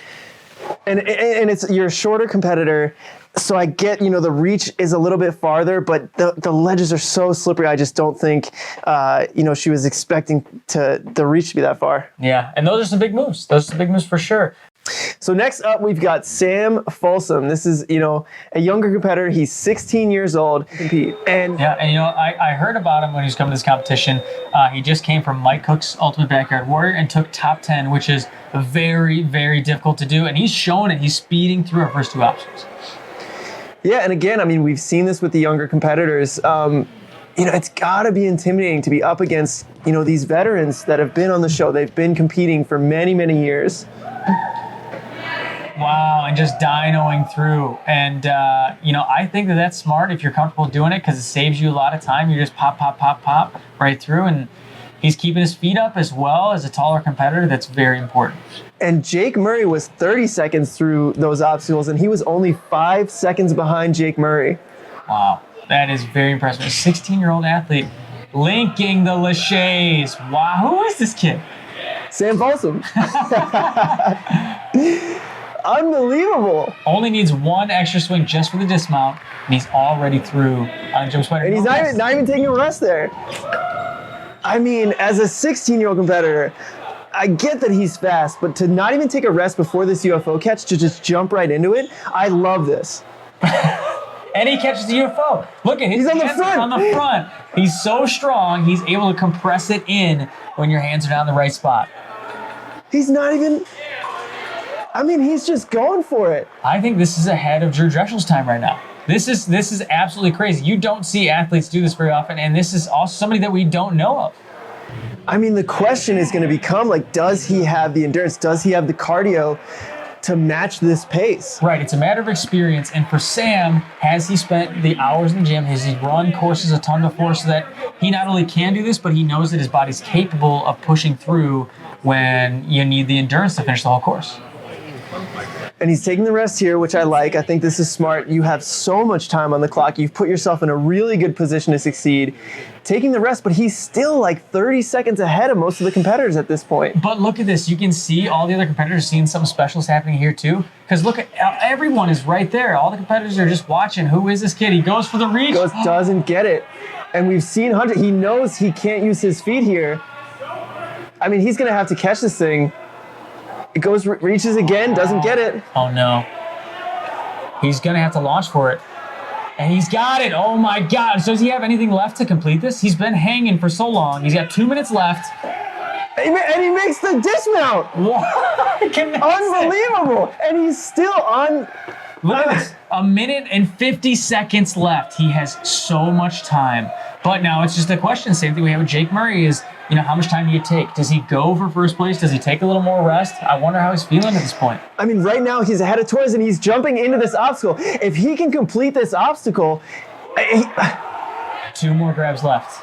If he can finish this, he's going to be in a top spot. Oh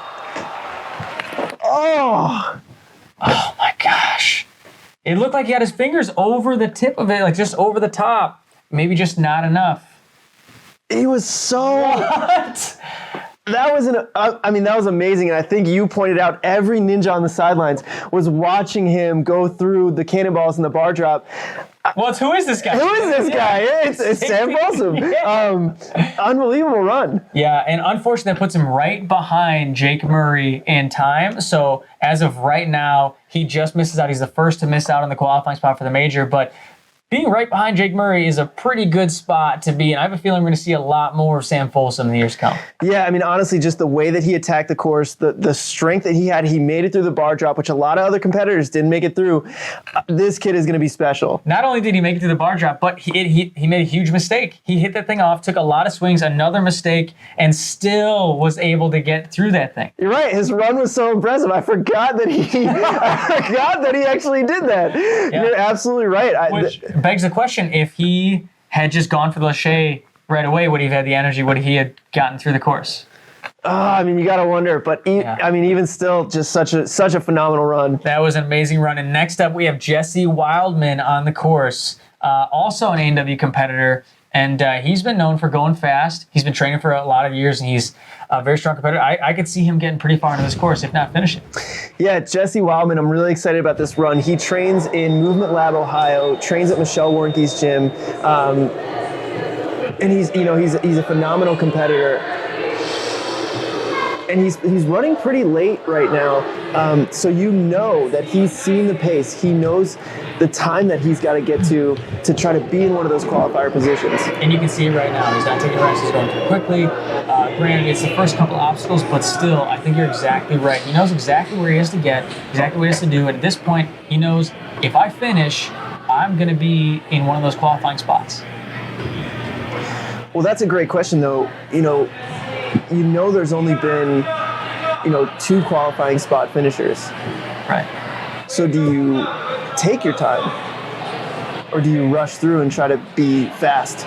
Well, there's still a couple of really good competitors behind him, especially one Austin Gray. So Jesse's thinking about him. And if he takes that third spot... Oh, he wanted it there. He wanted it. You saw him smile. But you know what? I mean, it might be good to just take that extra swing.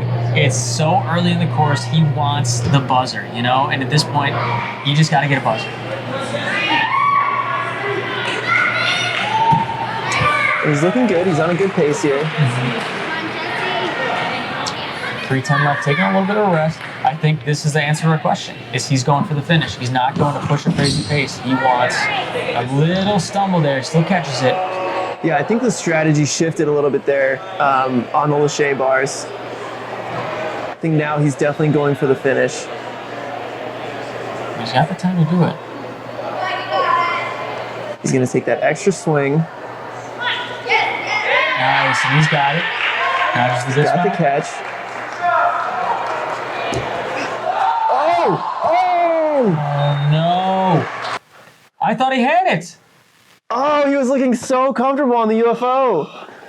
I don't know if he just underestimated the distance there or what happened, but he was on his heels. He tried to squat down, and you can see him kind of the same thing that Kirsty Pratt did. It's just landing, going for that grab, and not getting around the corner of that truss. And he's that's it. Clawing for it. Oh, that was... He grabbed anything he can to hang on. Yeah, I mean, that was a great run, but we've seen this UFO catch be so difficult today. And that's a shame, because I wanted to see Jesse on the back half of the course. I think he's an amazing athlete. I think he's an underrated athlete, but unfortunately, that's the end of his run. Yeah, and up next, we've got Maggie Owen. This is a 15-year-old competitor, and she is extremely strong, trains here at Ultimate Ninjas Naperville. And we've seen Maggie compete against professionals before. She was at Rockford Ninja Warrior, competed against Jessie Lebrecht, Natalie Duran, and some other top-level ninjas. Mm-hmm. And she took second place only to Jessie Lebrecht. And that's...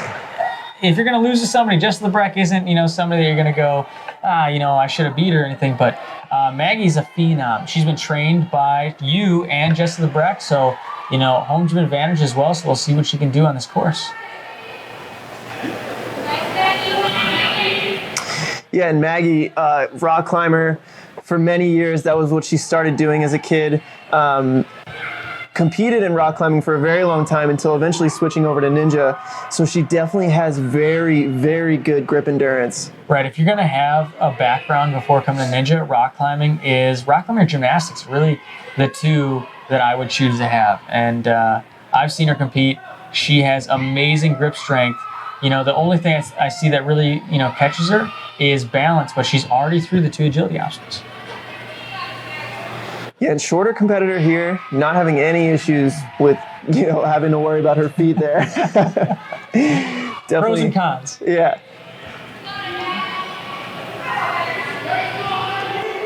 And now she's eyeing up Lachey's, taking a couple breaths. And like you said, one of the shorter competitors has to use the truss to get up there, totally allowed.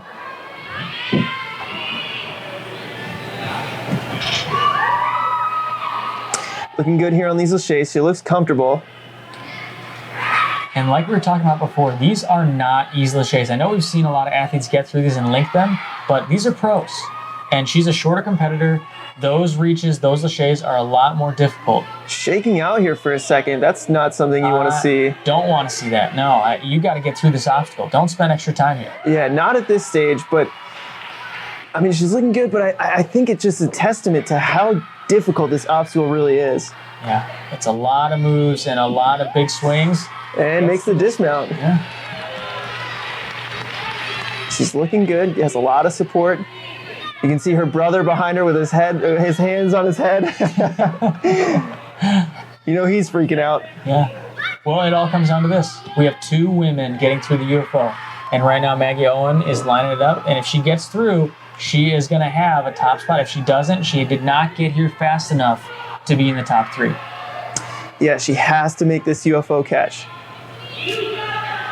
Taking the extra swing. Little.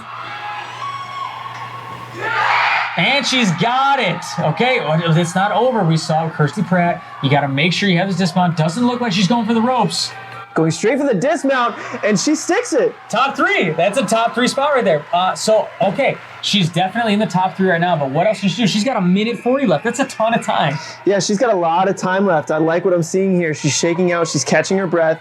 You don't want to take too much time before this obstacle, but she's got some time. She has a ton of time, and I like that she took the rest. Just like you said, she knows where she has to go. She knows if she beats this obstacle, she will be in first place in the women's division. She flips her hand around there. I love that, to get a little bit more power, to line her hips up in the right way. Got this. And there it is. She's in first place. That's our first place from the women's division. And she's a girl. She's not a woman. Yeah, just at 15 years old, competing against Jessie Graff, Tiana Webberley. Like we said, she's been on a stage like this before where she's competed against, some of the top level ninjas, and she just looks calm. Well, right now she's a little hung up in that first transition. I know she's got a ton of grip strength, but this obstacle, you cannot spend a lot of time here. She's building that swing up. And she's spending a lot of time. She's looking a little taxed. These are, her swing's a little off. Okay. Come on, she's got the grab. She just has, one more to go. And just misses her hand grab. She was low with her left hand and the right hand coming underneath. Oh, man. If it was just a little higher, I think she would have beat that obstacle. We would have seen her on the cannonballs and trapeze traps. Well, my favorite part of the ending there is you can see her trying to open up her hands. And if when you get really pumped, when you're really taxed, it's so hard to just even open up your hands. And I think we could see it there, just trying to open get locked up. In that position, yeah. But that just goes to show she put everything out on the course. She left it all out there. And that's our first place women's run right there. Yeah, amazing run right there from Maggie Owen. Yeah, I want to talk more about that, but we got a couple more runs to get through, and next up we have Chase Brown stepping up onto the course.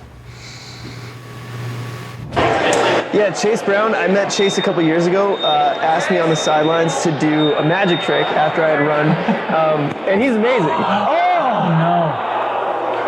Oh man, it's just, I know it's the first obstacle, but you just can't take it for granted. I think he was striding through, and it looked like the last step was a little bit too far back and caught right on the edge and just popped right off, and that was it. Yeah, it's so difficult. Chase I've seen some of the training videos that Chase has posted. He's a very strong competitor. I'm really surprised. Yeah, he's one of the younger competitors too, and he has amazing endurance. He's a really smooth and efficient athlete. I was really looking forward to his run on this course. But we do have one more runner left. Austin Gray, A&W veteran, two-time A&W veteran, is stepping up onto this course. And talk about somebody who's got endurance. Yeah, Austin Gray has amazing endurance. He works at a Ninja Intensity, which is an awesome gym out in Colorado. Yeah. Definitely, and he's a rock climber, a very, very strong rock climber. And I've seen him do things that I wouldn't even dream of. Just hanging on his fingertips, climbing extremely hard routes. So I don't think grip is going to be an issue for him. Yeah, and I mean, this is our, final runner. And do you think he's going to go for speed or try to take his time and finish? I think he's going to go for speed. I think Austin is a speed athlete. I think he likes to go fast. And, being one of the younger athletes too, I think he thinks he's got something to prove and he wants to take that first spot. Yeah, I think you're right. I think, Austin, a very strong competitor. I don't think just, qualifying for the majors, I think he's going for that top spot. Well, we'll see. He's taking a little bit of rest here. Catching his breath. I love the way he jumps out there, leaving his hips behind him, setting himself up.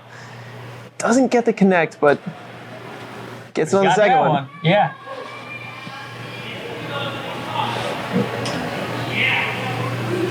Taking a couple extra swings here. Mm-hmm. But a nice kick out. I think he actually is thinking the smart play. I think he's thinking, I want to be top 3. I want to make it to that major. And so he's not trying to go blazing fast. He's going through his pace thinking, if I finish this course, him being our last runner, if he finishes, he takes a qualifying spot no matter how long it takes him. Yeah, and it's a little risky. I mean, see if you can catch this UFO catch. Oh, and he looks so smooth. Catches it right in the center. Yeah, that looked pretty easy for him.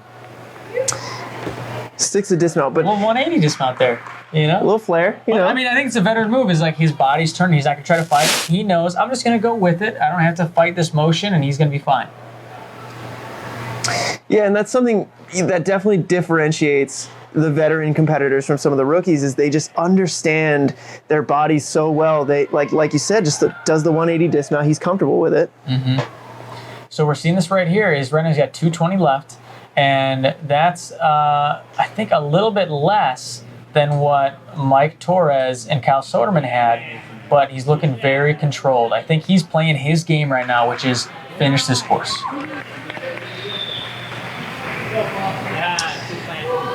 Looking good. Getting a little sip of water. Get a little sip of water. That's Spanish right there. Better move. He placed the water there before he ran, knowing hey, I'm going to need it when I get here. Yeah, I mean, I think it's smart. I mean, this is a guy that's definitely competed a ton, and he's competing in next level Ninja Games. He's been winning a bunch of those events. He's very strong. Pops the shirt off for this one. Less shirt, more power. That's what they say. Big move. He goes for the reach on the ring. And he looks like he's going to reach here. We've only seen Drew stick this. Wow. And he gets the reach and he gets the dismount. Wow. That saved him so much time. 1 minute and 20 seconds left. Power mover. And he goes up onto the wrong box. Shakes his head, kind of laughs it off. That would have been a very far jump. Yeah. He could have made it, though, if anybody could. But here we go. We got a little over a minute left, and he's going right into our last obstacle. I'm a little surprised he didn't take more rest here. He knows all he has to do is finish. And we'll see. He's going to go for Kyle Soderman's over the top or go for Michael Torres' underneath. And he goes underneath. He's got one more move to make. And he... Oh, way. One more It was the last move. It was the last move. Oh, he just had to catch it and then dismount. So as soon as he launched up there, he launched, and I think he got a little close to it. It looked like he elbowed it when he was trying to get underneath, and that little bit of movement made it so he couldn't get his hands where he wanted to. Yeah, you can see those boards are attached by one point in the center. And so anytime you hit it, it's going to move on you. And I think you're right. He hit it with the elbow or the wrist, and it just threw it off. He's making great time, amazing run, and he got so close. So, I mean, that's our last run of the day. So let's take a look at where everybody stands at that point. Who are qualifiers? Who's going to the major? Yes, on the women's side of things, in first place, the only woman to get to the grip slings, Maggie Owen, 15 years old. And she almost beat it too. She was that close. But I mean, you look at our top 2 spots on the women's side, Maggie Owen, Kylie Hughes taking up that 2nd spot, and they're both teenagers. On the younger side, the competitors taking those top 2 spots. Yeah, the younger competitors came out to play today. Yep, and Megan Rowe rounding up our top 3 women going to our first major event on November 2nd. Yeah, and let's go ahead and take a look at the men's side of things. We've got Drew Drechsel taking first place.